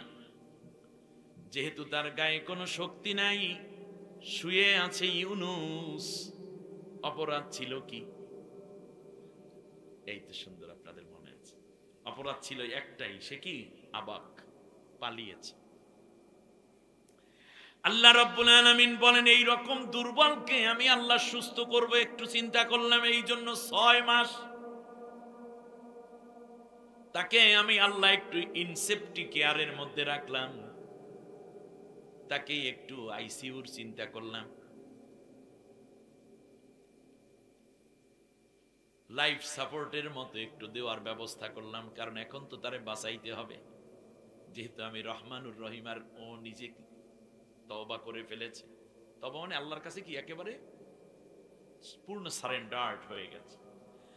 আমার আল্লাহ ডাক দিয়ে এখন ওয়াআমবাতনা, এই ইনসেপ্টি কেয়ার বানাইছেন আল্লাহ তাআলা কিভাবে? ওয়াআমবাতনা আলাইহি শাজারাতাম মিন ইয়াকতিন। আমি আল্লাহ রাব্বুল আলামিন ইয়াকতিন নামক গাছের ছায়া তারে দিলাম। ইয়াকতিনের দুইটা অর্থ হয়, একটা হলো কদু গাছ আর একটা হলো শশা গাছ। সাজার বলা হয়েছে না? ওয়া আম্বাতনা আলাইহি, আমি তার উপরে ছড়িয়ে দিলাম। ঝাঁকা বলেন না কি ওইটা? জাংলা না? উপরে এই যে গাছ লতা, লতা পাতা হইলে, মানে লতা যদি কদু গাছ, কুমড়া গাছে আপনারা কি দেন উপরে? জাংলা, রাইট, জাংলা। কোন কেউ গুলো জাকা দিয়েছে বা এভাবে, যাই হোক জাংলা দিয়ে দিলাম আমি আল্লাহ। শাজারিম মিন ইয়াকতিন, কদু গাছের জাংলা দিলাম, শশা গাছের জাংলা দিলাম। সূর্যের আলো থেকে আমার ইউনুস যেন রেহাই পায়। তার কারণ যারা পালাইয়া যায় তারা সূর্যের আলোতে কোনোদিন সহ্য করতে পারে না। পালাইয়া পালাইয়া পালাইয়া পালাইয়া থাকে, রাস্তায় নাই, ঘাটে নাই, স্কুলে নাই, মাঠে নাই, অফিসে নাই, আদালতে নাই, আছে কোথায়? সূর্যের আলো দেখতে পারে না, পেশার মতো লুকাইয়া থাকা লাগে। ভাই আপনারা বুঝলে বুঝবেন, না বুঝলে কাল বুঝালেন। ইউনুস পয়গম্বরই সূর্য সহ্য করতে পারে না, আর হয়ে গেছে সাকিম, দাঁড়াইতে পারেন, আল্লাহকে শুয়েই থাক। 6 মাস কি তাদেরকে দেখেন চারিপাশে আপনারা? বাংলাদেশে যদি এখন ঘোষণা করা হয় যে আওয়ামী লীগের যত এমপি ছিল 350, কেউ যদি একবার পানি পড়া আনতে পারো তাদের কারো কাছ থেকে, ক্যান্সার রোগ ভালো হয়ে যাইবে। আর যদি সবাই চেষ্টা করে 350-র মধ্যে একজনকে আনতে, পাইবেন? বগুড়ায় পাওয়া যাইবে? পাওয়া যাইবে। এই কথাগুলো আপনি যদি নামাজের ওয়াজ করতে পারেন, নামাজ পড়তে পারবো, কিন্তু এখন যে ওয়াজটা করতে আছি এইটা মনে হয় যেন দেখতেছি। ঘরের মধ্যে আছে, নিজের রুমে আছে, বাইরের থেকে যখন কেউ ডাক দেয়, শফিক মিয়া বাড়িতে আছেন, সাথে সাথে বউরে কয় কি করব, কই যাবো, কি জানি মনে হয়। তার কারণ 5 আগস্টের আগে জামাত বিএনপির উপরে এর চেয়ে অত্যাচার তোমরা বেশি করেছো। 18 বছর অত্যাচার সহ্য করেছে তারা। 18 মার্চ যাইতে না যাইতে এত কান্নাকাটা কইরেন না। ষড়যন্ত্র যতই করা হোক ভারত থেকে, বাংলার মানুষ জীবন দিয়ে রক্ষা করবে এই দেশ এবং জাতিকে, ইসলামকে। কিন্তু কোশ্চিন কালো ভারতের পেঁয়াজ রসুন আদা এবং দাদাগিরি শেষ হয়ে গেছে, ঠিক না বলে?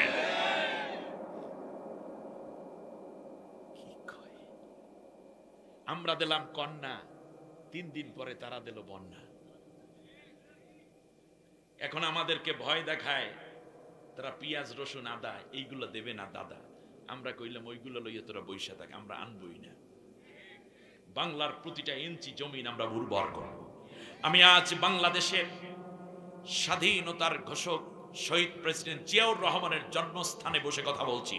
তিনি যদি নিজ হাতে দেশপ্রেমের বাধ্যবাধকতা থেকে তিনি যদি দেশের শ্রেষ্ঠ একজন রাষ্ট্রনায়ক হয়ে যদি হাতে কোদাল নিতে পারে, খন্তা নিতে পারে, মাটি কাটতে পারেন, তাহলে আমরাও কেন পারবো না? আমরাও প্রতি ইঞ্চি জমিন, আল্লাহ নবী বলেছেন, তোমাদের যদি জানো কালকে কিয়ামত হয়ে যাবে, হাতে যদি একটা শস্য দানা থাকে তাহলেও আজকে এটা রোপণ করে যাবে। তার কারণ হচ্ছে এই যে কিয়ামত হোক, কিন্তু এই শস্য দানা রোপণের কারণে তুমি পাবে সাদাকায় জারিয়া। আমরা 1 ইঞ্চি জমিও খালি রাখবো না, শস্য উৎপাদন করব, কৃষির দিকে নজর দেব। তোমাদের পেঁয়াজ রসুন আদা দরকার নেই, আনা লাগে অন্য জায়গা থেকে আনব। যেই জাতির উপরে পুরো 1 মাস দিনের বেলা না খেয়ে থাকা ফরজ করেছেন যেই আল্লাহ, সেই জাতিকে চাল দেবে না, চিনি দেবে না, ডাল দেবে না, আদা দিবে না, রসুন পেঁয়াজ দিবে না। এই ভয় দেখাইয়া লাভ আছে? আমরা না খাইয়া থাকতে অভ্যস্ত, ঠিক কিনা বলেন? কিন্তু দাদাগিরি পছন্দ করি না আমরা। দেশটাকে গোলামে পরিণত করেছিল তারা। আল্লাহ রাব্বুল আলামিন বলেন, শুনো, ওয়া আনবাতনা আলাইহি শাজারাতাম মিন ইয়াকতিন। আমি আল্লাহ তাআলা একটা ইনসেপ্টিকেয়ার তৈরি করে দিলাম, যেখানে জীবাণুমুক্ত থাকবে। এতই দুর্বল আমার ইউনুস, কারণ সে হলো সাকিম, দাঁড়াইতে পারে না, বসতে পারে না। এমন সময় আমি আল্লাহ রব্বুল আলামিন তার চারপাশ দিয়ে, উপর দিয়ে একটা বেড়া তৈরি করে দিলাম। কিসের? লতা পাতার, গাছের এবং লতা পাতার। তাহলে বোঝা যায় যারা পালাইয়া যায় শুধু দুর্বল হয় না, মাঝে মাঝে লতা পাতার নিচেও হতান লাগে। নবী নিজেই শুইতে বাধ্য হয়েছে, কথা কয় না কি? নবী নিজেই। অতএব বোঝা যায় পালাতক শক্তি কোনোদিন আর রাষ্ট্রীয় চেয়ারেও বসতে পারবে না, দামি বিল্ডিং এ আর ঢুকতে, গণভবন, বঙ্গভবন, বাবার বাড়ি, মায়ের বাড়ি, নানার বাড়ি, ওই সদন সেই সদন, ও সবগুলা তাদের তোমার ব্যর্থ চেষ্টা, কোনোদিন মর্যাদার চেয়ারে আর আসতে পারবে না, থাকতে হবে গাছতলায়। কথা কয় না? দোষ কোথায়? গাছতলায়। আয়াত বলতেছি, বাস্তবতা দেখাচ্ছি। একজন যে গাছতলায় গেছে সেইটার নাম হইল কালামানিক। কোথায় শুইছে?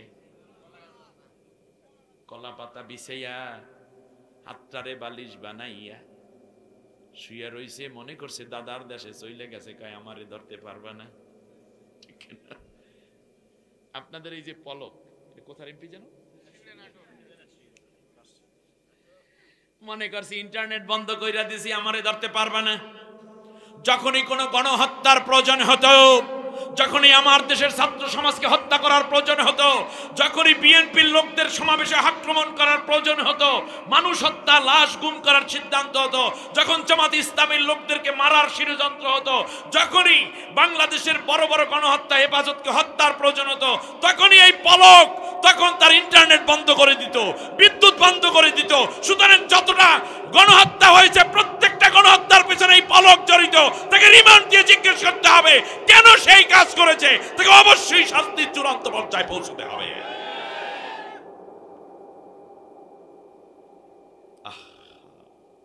কত জীবন এবং রক্ত, ইন্টারনেট বন্ধ, খবরও কেউ দিতে পারবে না।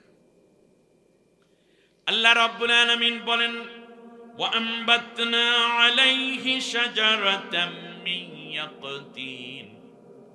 আমি আল্লাহ তাআলা গাছের নিচে শোয়াইয়া দিছে 5 জন বিচারক ইজলাসে বসা। আল্লামা সাইদি সাহেবের বিচারের রায় যেদিন হবে, আপনাদের মনে থাকার কথা,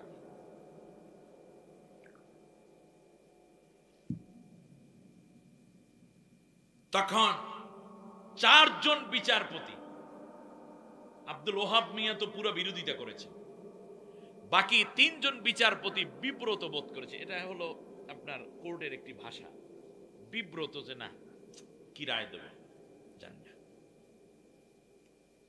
একজন ব্যক্তি, নাম এই কালো মানিক, সে বলেছে সাইদিকে ফাঁসি, রায় দিলাম, অর্ডার অর্ডার অর্ডার। সেই দিন তোমার উপর আল্লাহর গজব পড়েছে। করোনায় মারা গেছে,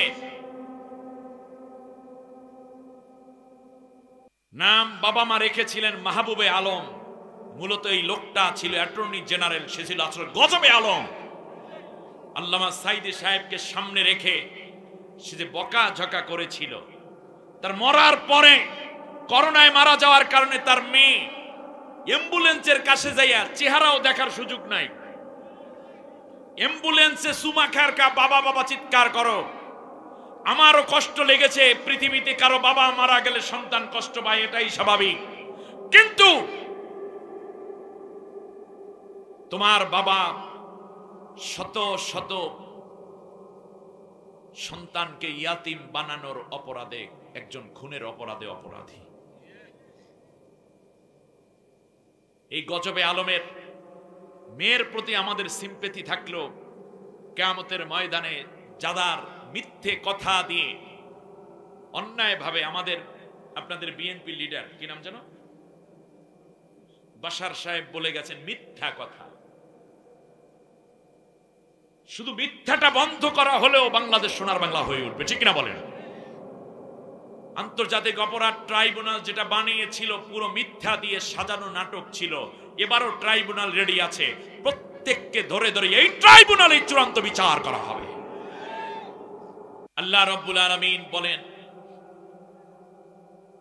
আমি আল্লাহ সুবহানাহু ওয়া তাআলা ইউনুস পয়গম্বরকে শুধু পলানোর অপরাধে গাছের নিচে, আপনি চিন্তা করতে পারছেন, লতা পাতার নিচে, এটা কি সম্মানের জায়গা?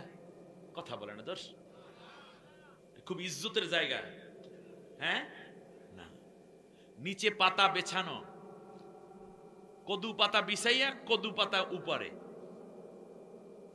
পাতা বিছাইয়া শুইয়া উপরে পাতা দেখতেছেন, সূর্যের তাপ যেন গায়ে না লাগে। এই জায়গাটায় আল্লাহ সবাইয়া বুঝাই দিয়েছেন, যারা পালায় তাদেরকে ডাইরেক্ট, ক্ষমতায় তো দূরের বহুত দূরে, প্রথম দিকে এইভাবেই শুয়ে থাকতে হয়। যেই নেতারা এখনো আছেন, পালাইবেন তো এইরকম কায়দা হবে, কিচ্ছু করার নাই। পোলাপাইনে ধৈর্য ফেলাইছে, ধরার পরে যা দেওয়ার মোটামুটি উত্তম মাধ্যম দিয়ে পরে কি যেন একটা ফাড়াই হেলাইছে। আল্লাহ রাব্বুল আলামিন বলেন, শোনো, ওয়া আরসালনাহু, 6 মাস আমি আল্লাহ তারে ইনসেপ্টি কেয়ারের ভিতরেই রাখলাম। তার কারণ 40 দিন পর্যন্ত থাকার ফলে তার চামড়া, গোশত, হাড্ডি, পশম, রক্ত সব কিছু এলোমেলো হয়ে গেছে। 40 দিনই যদি এলোমেলো হয়, 6 মাস হয়ে গেছে, কি হয়েছে আল্লাহ জানে। শুধু তাই না, আল্লাহ রাব্বুল আলামিন বলেন, এবার ইউনুস স্বাভাবিক হলো। ওয়া আরসালনাহু ইলা মিআতি আলফিন আও ইয়াজিদুন, আমি আল্লাহ ডাক দিয়া বললাম, ও ইউনুস, এইবার তুমি তোমার জাতির কাছে যাও। কতজন জাতির লোক? আল্লাহ তাআলা বললেন 1 লাখ, তার চেয়ে একটু বেশি। আজ থেকে 3500 বছর আগের ঘটনা। কত? 3500 বছর আগের ঘটনা। আমি আল্লাহ এবার বললাম, ইউনুস, তুমি তোমার জাতির কাছে যাও। ইউনুস আলাইহিস সালাম 6 মাস 7 মাস 10 দিন পরে, এখানে 40 দিন আর মাছের পেটে, আর ওখানে আছে 6 মাস। কয় মাস হয় তাতে? 7 মাস 10 দিন। 7 মাস 10 দিন পরে আমার ইউনুস জাতির সামনে হাজির হয়ে গেল। কতজন লোক? 1 লাখের চেয়ে একটু বেশি। আল্লাহ রাব্বুল আলামিন, ওয়া আরসালনাহু, আমি তাকে পাঠাইছি, যাও গিয়ে প্রত্যেকের কাছে গিয়ে বলো, আমার ভুল হয়ে গেছে, পলাইয়া যাওয়া ঠিক হয় নাই, মাফ করে দেন। কতজনের কাছে পার্সোনাল কন্টাক্ট করছে? 1 লাখেরও বেশি। বাংলাদেশে বর্তমানে লোক সংখ্যা কত? প্রত্যেকে যদি 5 মিনিট কইরাও সময় দেয়, সময় লেগে যাবে প্রায় 490 বছর। হিসাব করেন, দেখেন, 18 কোটি মানুষ, 1 লাখের কাছে ইউনুস পয়গাম্বর গিয়া গিয়া মাপ চাইছে, প্রত্যেক জনে জনে জনে জনে। অপরাধ তো কেউ মারে নাই। আজকে যদি মাসুদ সাইদি সাহেবের কাছে, আমার ভাইয়ের কাছে শামীম সাইদি সাহেবের কাছে যদি গিয়া পলাতক প্রধানমন্ত্রী বলেও অবৈধটায় স্বৈর শাসক মহিলা যদি গিয়া বলে আমারে মাফ কইরা দাও, মাসুদ সাইদি মাফ করে দেবে? আলী হাসান মোহাম্মদ মুজাহিদ সাহেবের স্ত্রী ওনাকে মাফ করে দিবে? খেয়াল করেছেন আপনারা? দইরা দইরা মাপ চাইছে। আল্লাহ রাব্বুল আলামিন বলেন, যার কাছে তুমি গিয়েছো ইউনুস, তার ভেতরে আমি মায়া তৈরি করে দিয়েছি আর ঈমানের জজবা তৈরি করে দিয়েছি। এই জন্য ফাআমানু, তারা সবাই তোমার উপরে ঈমান এনেছে। সুতরাং এই 489 বছর হায়াত পাওয়া সম্ভব না, আর ফিরে আসা তো সম্ভবই না, কারণ ইউনুস আলাইহিস সালামের মতো এতটুকু মাত্র আল্লাহর হুকুমকে লঙ্ঘন কইরা পালায় নেই। শুধু পলায়ন না, বরং সে অনেক অপরাধ কইরা পালাইছে। আল্লাহর কাছে তো এখনো পর্যন্ত কোনো মাপ চাওয়ার আলামত নাই, জাতির কাছেও আলামত নাই। আমার আল্লাহ তাআলা বললেন, শুধুমাত্র ইউনুসের উপরে, ইউনুসকে পেয়ে তারা শুধু ঈমান আনে নাই, বরং আমি আল্লাহ কিয়ামতের দিন ইউনুসের লোকদেরকে জান্নাতি বানাই দেব। তার কারণ তারা মাপ চেয়ে আমার ইউনুসকে আবার কবুল করেছিল। এবার আল্লাহ রাব্বুল আলামিন বলেন, শোনো, এই রকম নেতা যদি পালাইয়া যায়, সবচেয়ে দুর্ভোগে পড়ে স্থানীয় ছোট ছোট কর্মীরা। মাঝে মাঝে মিছিলে যাইতো, নেত্রী বলছে, নেতা বলছে পুলিশ ধমক দিয়েছে, এই জন্য মিথ্যা মামলা করছে, মিথ্যা সাক্ষ্য দিয়েছে। এখন তারা অনুশোচনা করছে, এই মানুষগুলো কোথায় গেলে আল্লাহ তাদের মাফ করে দিবেন। এই প্রসঙ্গে এতক্ষণ গেল নেত্রীর অবস্থা, এতক্ষণ গেল কার অবস্থা? যে পলায় তার অবস্থা। এখন বলবো যারা আছে ছোটখাটো তাদের অবস্থা বলি। আল্লাহ রাব্বুল আলামিন বলেন, শোনো, ফালাউলা কানাত ক্বরিয়াতুন আমানাত ফানাফাআহা ঈমানুহা ইল্লা কওমা ইউনুস। নেতা পালাইয়া যাওয়ার পরে কর্মীর দুর্দশা থেকে আমি আল্লাহ ইউনুসের কওমকে বাঁচাই দিলাম। আপনার নেতা নাই, কিন্তু আপনাকে আল্লাহ বাঁচাইবেন, শর্ত আছে। শর্তটা বলে দেব, আগামীকালকে এই দাওয়াতি কাজ করেন। ফানাফাআহা ঈমানুহা, তারা যখন দেখতে পাইল ইউনুসের বাড়িতে ইউনুস নাই, সাথে সাথে চোখের পানি ছেড়ে তারা দুইটা হাত আসমানের দিকে উঁচু করলো আর বলল, আরশের মালিক, আসমানের মালিক, আমাদেরকে ছাইরে ইউনুস চলে গেছে, কিন্তু তুমি আমাদেরকে গজবের হাতে ছেড়ে দিও না, তুমি আমাদেরকে গজবের হাতে ছেড়ে দিও না। ও আল্লাহ তাআলা, ইউনুস পয়গম্বর আমাদেরকে ভুলে গেছে, তুমি ভুলে যেও না। আমরা আর মূর্তি পূজা করব না, আমরা মূর্তির দর্শন লালন করব না, মূর্তি জমে আমরা আর থাকবো না। এই কারণে আমি আল্লাহ রাব্বুল আলামিন ফাকাশাফনা আনহুম আযাবাল খিজি ফিল হায়াতিদ দুনিয়া, সাথে সাথে আমি আল্লাহ রাব্বুল আলামিন তাদের চোখের পানি দেখে এবং তওবা দেখে তাদের উপর যে গজব আসতেছিল, সেই গজব থেকে আমি আল্লাহ তাদেরকে হেফাজতে রাখলাম। ফাকাশাফনা আনহুম আযাবাল খিজি ফিল হায়াতিদ দুনিয়া, দুনিয়ার যে গজব আসতেছিল, ওই যে পাথর বৃষ্টি, ওই সব কিছু থেকে তাদেরকে হেফাজত করলাম। একটাই কারণ, সেটা হচ্ছে তারা ওই মূর্তি পূজা থেকে, নবী নাই, পলাতকটা চলে গেছে, ও পলাতকের চিন্তাও তারা করে, তারা ডাইরেক্ট আমার সাথে যোগাযোগ শুরু করেছে। সুতরাং আপনারা রেহাই পাবেন যদি নতুন কইরা কোনো ষড়যন্ত্র না করো। ওই যে হেলমেট বাহিনী, ওই যে কি বাহিনী তাদের আছে না, ধর্ষণ লীগ, চাঁদাবাজ লীগ, এরপরে হেলমেট লীগ, রামদা লীগ, এরপর আরো যত লীগ আছো তোমরা, ছাত্রলীগ, যুবলীগ, এই লীগ সেই লীগ, যত লীগ আছে সবাই তওবা করো। তার কারণ ধর্মনিরপেক্ষ মতবাদ চূড়ান্ত একটি কুফরি মতবাদ। সেকুলারির যারা, তারা ঈমান নাই। আল্লাহ বলছেন, ইয়াকুলুনা নুমিনু বিবাদিন ওয়া নাকফুরু বিবাদ ওয়া ইয়াত্তাখিযুনা বাইনা যালিকা সাবিলা উলাইকা হুমুল কাফিরুনা হাক্কা। যারা বলে কোরআনের কিছু মানলাম, ইসলামের কিছু মানলাম, আবার দাদাগো কিছু মানলাম, এরপর মাঝখান থেকে নিজের আর একটা পথ তৈরি করে। ওই মক্কা মদিনা গেলে তখন টুপি পরে, আবার হস্টস করে ঠিকঠাক মতো, আবার আসলে গয়া কাশি যাইয়া ওম শান্তি আবার বলতে শুরু করে দেয় আমাদের রক্ত তাদের রক্ত এক। এরপরে রাখি বন্ধন আছে, বিয়ে শাদিও হয়ে গেছে, বক্কর চক্কর কথা যারা বলে মনে রাখবা মাঝখান দিয়ে তারা এইরকম একটা সিস্টেম শুরু করে। ওই ইসলামও মানে কুফরিও মানে, এরাই হচ্ছে নির্ভেজাল কাফের। এইটার নামে হচ্ছে ধর্মনিরপেক্ষ মতবাদ, ঠিক না বলেন? আল্লাহ তাআলা স্ট্রেট বলে দিলেন, ডান বাম তাকানোর আর সুযোগ নাই। লাম্মা আমানু, ডাইরেক্ট ঈমান আনো, সোজা আমি আল্লাহর কোরআনের দিকে চলে আসো, নামাজের দিকে আসো, রোজার দিকে আসো। কশ্চিন কালার আঁকা বাঁকা পথে তোমরা যেও না, তাহলে আমি আল্লাহ রব্বুল আলামিন তোমাদেরকে ফাকাশাফনা আনহুম আযাবাল খিজি ফিল হায়াতিদ দুনিয়া, দুনিয়ার যত রকমের ঝামেলা আসার কথা আমি আল্লাহ তার থেকে তোমাদেরকে হেফাজতে রাখব। অতএব চলে আসতে হবে ইসলামের দিকে, আর কোনো উল্টাপাল্টা মত এবং পথের দিকে যাওয়ার কোনো চিন্তা করার সুযোগ নাই। শুধু তাই না, আমাত্তানাহুম ইলাহিন, আমি আল্লাহ তোমাদেরকে ওয়াদা দিলাম পরকালেও আমি আল্লাহ তোমাদেরকে মাফ করে জান্নাতি বানাই দেব। ওয়াদা কার? অতএব আসতে হবে কোন দিকে? কোরআনের দিকে, ইসলামের দিকে। আল্লাহ আমাদের সবাইকে কবুল করুন।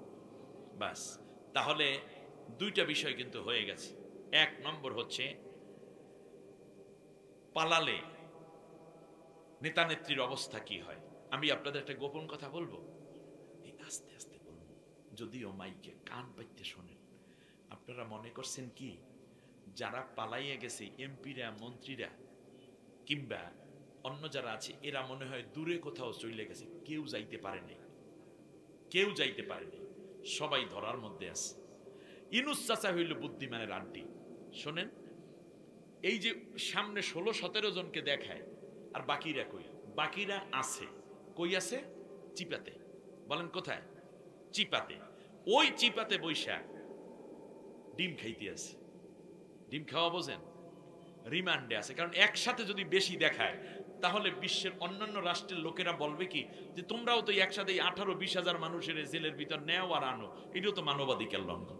এই জন্য চাচায় ওইগুলোর একটা ভিন্ন জায়গায় রাইখা রিমান্ড দেওয়ার মাধ্যমে, রিমান্ডে ডিম লাগে না, ওই গরম ডিম দিতে যাইয়া ডিমের দাম বাড়িয়ে গেছে ভাই বেশি। ডিম বাড়ার কারণ, ডিমের দাম বাড়ার কারণ বুঝতে পারছেন আপনারা? গেল এইটা। এখন একটা কথা বলি, ওখানে রিমান্ড দেওয়ার পর দেখা গেছে যে তাদের যে টাকা তারা আত্মসাৎ করেছে, এইগুলো বেশিরভাগ টাকা বিদেশে পাচার হয়ে গেছে। ইউরোপীয় ইউনিয়নে বেশি টাকা ঢুকছে। এই জন্য 18 দেশের, ইউরোপীয় 18 দেশের রাষ্ট্রদূতকে এনে চাচাই গত মাসে একটা মিটিং করছে না? বিশ্বের প্রথম কোন রাষ্ট্রপ্রধান এতগুলো রাষ্ট্রদূতকে এনে মিটিং করে। সেই জায়গায় তারা বলছে রিমান্ডের মাধ্যমে আমরা জানছি এই ব্যাংকে এত অ্যাকাউন্টে এই টাকা আছে। তখন তারা বলল যে কোনো চিন্তা করবেন না স্যার, আমরা আপনাকে সহযোগিতা করব। কি তারা টাকা দিয়ে সহযোগিতা করবে? না। অর্থাৎ যেই টাকা ওরা পাচার করেছে ওই টাকা এদেশে দিয়ে ফেরত দেবে, এই জন্য সহযোগিতা করছে। এত ঝামেলার মধ্যেও চাচাই কিন্তু 4000 কোটি টাকা ঋণ পরিশোধ করছে।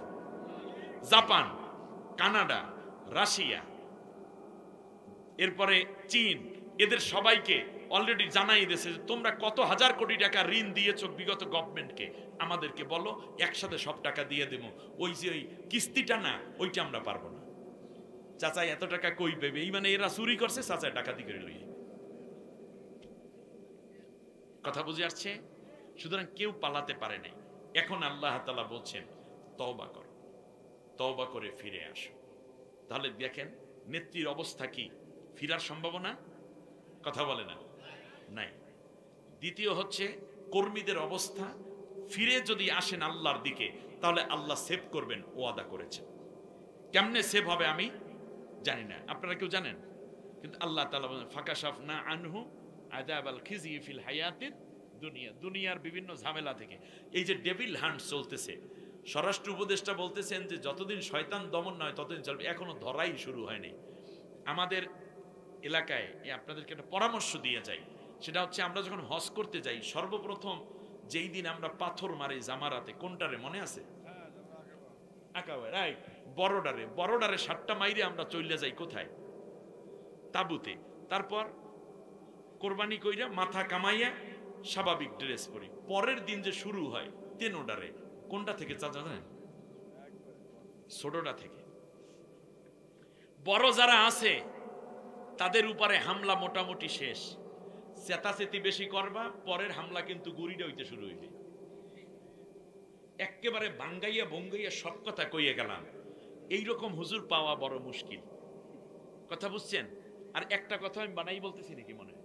সবগুলো মিলাইয়া, ও ভাই 1450 বছর আগে নামাজের হুকুম কোরআনে আছে, আমরা তখন থেকে নামাজ শুরু হয়েছি, এখনো পড়ি কি পড়ি না? তো 1450 বছর আগের নামাজ আর এখন নামাজ একই তো আছে। হজ একই আছে, জাকাত এক আছে, পর্দা এক আছে, রোজা এক আছে। তার 1450 বছর আগে আল্লাহ তাআলা নবীকে যে ইউনুস পয়গম্বর পালানোর কথা শুনাইলেন, এটা তখন শুনায় যখন সাহাবীরা বলতেছেন যে নবী গো, এত অত্যাচার সহ্য হয় না। নবী আবিসিনিয়ায় একদল মানুষকে হিজরত করতে বললেন, পালাইয়েই গেছে। মদিনায় একদল মানুষ পাঠাইতে বললেন, তখন পালাইয়ে গেছে, তারা হিজরত করেছেন। কিন্তু আল্লাহর নবী হিজরত করেন না। কেন করেন না?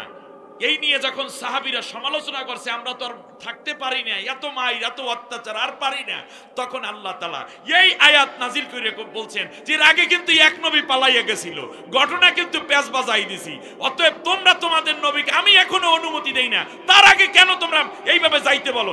যদি অনুমতি ছাড়া পালায় তাহলে কিন্তু এই দশা হইবে তোমাদের নবীরও। অতএব কিয়ামত পর্যন্ত যারা কোনো রাষ্ট্রপ্রধান থাকবে, জাতির লোক যাকে বিশ্বাস করে, নেতা হইয়া কর্মীরা যখন তার পিছনে পিছনে আপা আপা করে, নেতা নেতা করে, ওদেরকে ফালাইয়া যারা চলে যায়, তাদের পরিণতি কি হয় সেইটা বুঝাইতে আল্লাহ তাআলা এতগুলো আয়াত নাজিল করেছেন। সুতরাং আল্লাহ রাব্বুল আলামিন তোমাদের নেত্রী, তোমাদের নেতার এই অবস্থাই করবেন যেটা ইউনূসকে করেছে। কিন্তু ইউনূস আলাইহিস সালামের কতটুকু দোষ ছিল? আর তোমরা এত দোষ কইরা আল্লাহর দিকেও ফিরে আসো না, জনগণের কাছেও মাপ চাও না। ইলা ইয়াউমি ইউবআসুন, কিয়ামত হবে কিন্তু নেত্রী আসবে না। তার কারণ এই জমিনে নির্দোষ মানুষদেরকে হত্যা করার পর তোমরা জানাজা পড়তে দাও নাই। জুলাই আগস্টের আন্দোলনে যেই ছেলেরা জীবন দিল, তাদের লাশগুলো গত কয়েকদিন আগেও হাসান নামের মেডিকেল থেকে একজনকে লাশ উদ্ধার করা হয়েছে, লাশগুলো পুড়িয়েছে। আমার মনে হয় এই বগুড়াতে কি কোনো জুলাই আগস্টের আন্দোলনের ছাত্র মারা যায় নাই? গেছে। তাদের দাফন কি স্বাভাবিকভাবে করতে পেরেছেন? জানাজা স্বাভাবিকভাবে হয়েছে? হয় নাই। আমাদের 10 মিনা উপজেলায় জিহাদ নামের একটা ছেলে 3 দিন পরে ঢাকা মেডিকেল থেকে লাশ পাইল। ঢাকা ইউনিভার্সিটির মেধাবী ছেলে, গরিব পিতার সন্তান, মেধাবী ছেলে। রাত 3টার সময় পরিকল্পিতভাবে রাত 3টায় যখন লাশ পৌঁছলো বাড়িতে, গ্রামের বাড়িতে, তখন ওসি এবং পুলিশরা গিয়ে তার বাবা মা আত্মীয় স্বজনকে থ্রেট দিয়ে আসছে, এখন জানাজা পড়ে দিবা, সকাল বেলায় কোনো জানাজা হবে না, লোকজন বেশি আসলে খুব অসুবিধা হবে। আল্লামা সাইদি সাহেবের জানাজা হওয়ার কথা ছিল ঢাকায়। শাহবাগে ভোর রাতে তারা আক্রমণ করে ফজরের পরপর মানুষকে অন্যায়ভাবে তাড়িয়ে দেয় নাই। এমনি করে করে নেতা নেত্রীর জিন্দিগি শেষ হয়ে গেছে, জানাজাটা পর্যন্ত করতে দাও নাই তোমরা।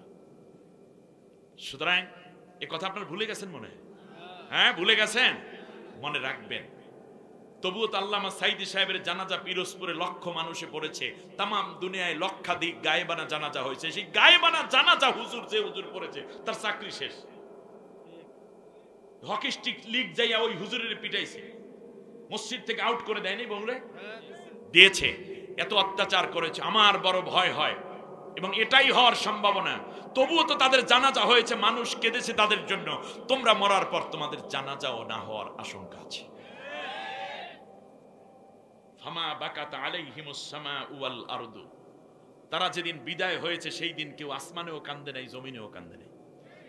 কেউ কান্দছে? কান্দে নাই। বরং ফাকুতিয়া দাবিরুল কওমিল্লাযিনা যালামু আলহামদুলিল্লাহি রাব্বিল আলামিন, জালেম যেই দিন ক্ষমতা থেকে চলে যায় সেই দিন মানুষেরা কান্দেও না, আফসোসও করে না, বরং সবাই চিৎকার করে বলে আলহামদুলিল্লাহি রাব্বিল আলামিন। কই কেউ কাঁদছে? আরে সে নিজেই তো কান্দে নাই, কান্নার দরজা আল্লাহ বন্ধ করে দিয়েছেন। ভাবছিলাম বোনটার সাথে আছে, ও মনে হয় কান্দবে, আপা গো কেমনে যাইয়া থাকবো মানুষের বাড়ি রে, কান্দে না। ভাবছিলাম মেয়েটাই কানবে, পরের দিন সকালবেলা দেখলাম সে মেয়ে আসছে, ঠোঁট মালিশ টোট মালিশ দিয়ে, আমার মার কি অপরাধ, একটা ষড়যন্ত্র করা হয়েছে। ভাবছিলাম আমেরিকায় ছেলেটা কান্না করবে, ওম্মা এ কানবে কি, আছে অন্য তালে। এই এলাকায় যত দলের লোক ছিল, কেউ কি কানছে? আপাগো তুমি কই রইলা রে? কেউ কানছে? কান্দে নেই। আমাদের সেই বরগুনা, বরগুনা চেনেন? একেবারে দক্ষিণ, এটা বগুড়ার, ওইটা বরগুনা। সেই বরগুনায় এক পাগলায় কয়, আপা দেশের মানুষ আপনার জন্য পাগল, আমরা আছি, আপনি সাহস করে আইসে পান। আমি চট করে চলে আসবো, কাছাকাছি আছে। পরের দিন দেখলাম এই সেই বরগুনার সেই লোকই অলরেডি কট হয়ে গেছে। ও আপা ইবে পট করিয়ে উনি গেছে কট হয়ে। সুতরাং পরের স্টেপ কিন্তু গুড়িটা হইতে শয়তান, খেয়াল করেন না। আর এই জন্য এই অপারেশনের নাম হচ্ছে অপারেশন ডেভিল হান্ট। মানে কি? শয়তান ধরার অপারেশন। খেয়াল করেন নেই মনে হয় কই থেকে এই নাম দিয়েছে আল্লাহ জানে। অতএব যারা যেখানে আছেন লড়াচড়া কইরেন না, নৌকা কিন্তু ডুববে গেছে। যাত্রীরা চুপচাপ বসে থাকেন, নড়াচড়া করলে সমস্যা হবে। আপনাদের খুব অসুবিধা হয়েছে মনে হয়, এর মাঝখানে কয়েকজনের অসুবিধা হয়েছে। আমি কি ভুল কথা কইছি না ঠিক কথা বলছি? অতএব আমাদেরকে এখন কোন দিকে যাব? তারা তো তাদের আহ্বান হলো তারা সবাই ডাইরেক্ট আসতে হবে কোন দিকে? আল্লাহর দিকে। নেত্রী নেই তাতে অসুবিধা নাই, আমার আল্লাহ নিজে দায়িত্ব নিয়েছেন। ফাকাশাফনা আনহুম আযাবাল খিজি ফিল হায়াতিদ, দুনিয়ার সব ঝামেলা থেকে আমি তোমাদেরকে সেভ করব যদি কোথায় আসো? আল্লাহর দিকে ফিরে আসো। আল্লাহ তাদেরকে আসার তৌফিক দিন। দ্বিতীয় হচ্ছে আল্লাহ সুবহানাহু ওয়া তাআলা এখন কি করবেন? আল্লাহ তাআলার কাছে আমরা জানতে চাই, আল্লাহ এই শূন্যতার মধ্যে তুমি কি চাও, আমরা এখন কি করতে পারি? আল্লাহ রাব্বুল আলামিন বলেন, নুরিদু আন্নামুন্না আলাল্লাযীনা ইসতুদঈফু ফিল আরদ ওয়া নাজআলাহুম আইম্মাতাও ওয়া নাজআলাহুমুল ওয়ারিসিন ওয়া নুমাক্কিনা লাহুম ফিল আরদ। সুবহানাল্লাহ। সূরা কসাসের মধ্যে আল্লাহ তাআলা বললেন, এই শূন্যতার মধ্যে জালেমকে পরাজিত করে আমি আল্লাহ যেই রাষ্ট্রটা ব্যবস্থা করে দিলাম, আমি আল্লাহ এখন কাদেরকে ক্ষমতা দেব তোমরা একটু জানো। সেটা হচ্ছে এই যে আমি আল্লাহ ডিসিশন নিলাম, চূড়ান্ত সিদ্ধান্ত নিলাম, জাতির মধ্যে সবচেয়ে নির্যাতিত হয়েছে যারা, আমি আল্লাহ রব্বুল আলামিন তাদেরকে ক্ষমতার চেয়ারে বসাইয়া দেব। আন্না মুন্না, আমি আল্লাহ খুব দয়া করব তাদের উপরে। আল্লাযীনা ইসতুদঈফু ফিল আরদ, জমিনের বুকে সবচেয়ে নির্যাতিত হয়েছে যেই দল, যেই মানুষ, যেই ফ্যামিলি, যেই নেতৃবৃন্দ, তাদেরকে আমি আল্লাহ দয়া দিয়ে এখন তাদের কষ্টগুলো মুছে দেওয়ার সিদ্ধান্ত নিয়েছি। কার ওয়াদা? ওয়ানাজআলাহুম আইম্মা, ইমাম এক বছর, আইম্মা বহু বছর। ইমাম অর্থ নেতা, লিডার। আল্লাহ তাআলা বললেন দ্বিতীয় সিদ্ধান্ত নিলাম, ওই দলের লোকদেরকে, ওই নির্যাতিত মানুষগুলোকে আমি আল্লাহ জাতির প্রত্যেক নেতৃত্বের জায়গায় বসাইয়া দেব। সিদ্ধান্ত কার? আল্লাহ চান বসাতে মাজলুমদেরকে। আপনারা কি চান না? জোরে বলেন চান না? কে কে চান একটু হাত উঁচু করে আল্লাহকে দেখেন। আল্লাহ যা চান আমরা তাই চাই, বলেন আমিন। সবাই বলেন আমিন। হাত নিচু করুন। ওয়ানাজআলাহুমুল ওয়ারিসিন, গণভবন, বঙ্গভবন, সেক্রেটারিয়েট, সেখান থেকে ইউনিয়ন কাউন্সিল চেয়ার খালি, উপজেলা চেয়ারম্যানের চেয়ার খালি, কাউন্সিলগুলো খালি, এইরকম যত খালি জায়গা আছে, খালি পোস্টগুলোতে আমি আল্লাহ চাইলাম এই দলের লোকদেরকে দিয়া উত্তরাধিকার বানাইয়ে দিতে। অনুমাক্কিনা লাহুম ফিল আরদ, জমিনের বুকে তারা ছিল সবচেয়ে বড় মাজলুম, আমি আল্লাহ চাইলাম এই দুর্বল লোকদেরকে শক্তিশালী করে দিতে। যারা বেশি দুর্বল এখন তারা বেশি শক্তিশালী, ঠিক কিনা বলেন? এই পৃথিবীতে যারা দুর্বল থাকে তাদের শক্তিশালী করে দেন কে? আল্লাহ তাআলা এটা চাইলেন। এখন আমাদেরকে আল্লাহ তাআলা বলছেন, বাংলাদেশের প্রেক্ষাপটে একটা হাদিস বলে শেষ করে দিই। একদিনে সব ওয়াজ শুনতে লাভ নাই, যতটুকু বুঝছেন এইটা নিয়ে চলে যান। সেইটা কি? তা হচ্ছে আল্লাহ রাব্বুল আলামিনের হাবিব বলছেন, ফাত্তাবিউস সিওয়াদাল আযম ফাইন্নাহু মান শাদ্দা শাদ্দা ফিন্নার। মনে রাখবা, কোন রাষ্ট্রে যেই দলটি দ্বারা খুব তাড়াতাড়ি আমি আল্লাহর কোরআনের শাসন, ইসলামী হুকুমত কায়েম সম্ভব, তোমরা সবাই মিলে সেই দলটাকে সাপোর্ট দিয়ে আগাই দাও। আর মনে রেখো, এইরকম সুযোগ যদি আসে, তারপরেও যদি তোমরা সুযোগ হাতছাড়া করে ইসলামী দলটাকে কোরআনের রাজ কায়েমের ক্ষেত্রে সহযোগী না হও, তাহলে তুমি জাহান্নামী। অতএব আমাদের দল বিদল দরকার নাই। বিএনপি হই, জামাত হই, জাতীয় পার্টি হই, চরমনাই হই, হেফাজত হই, খেলাফত হই, শাসনতন্ত্র হই, কিংবা ছাত্র আন্দোলন হই, নুরু ভাইয়ের দল হই, ওই মুজিবুর রহমান ভাইয়ের দল হই, ওটা আমার দরকার নাই। নবীর হাদিসকে আমরা মানব। সেটা কি? যেই বড় দলটি দ্বারা ইসলামী হুকুমত তাড়াতাড়ি কায়েম সম্ভব, আমরা সেই দলকে বিজয় দিয়ে দেব। সেটা যদি বিএনপি হয় আলহামদুলিল্লাহ, আর যদি বিএনপি না হয় তাহলে যেই দল আগাই আছে সেই দলেরও সমর্থন দেবে বিএনপি, সেই দলকে সমর্থন দেবে চরমনাই।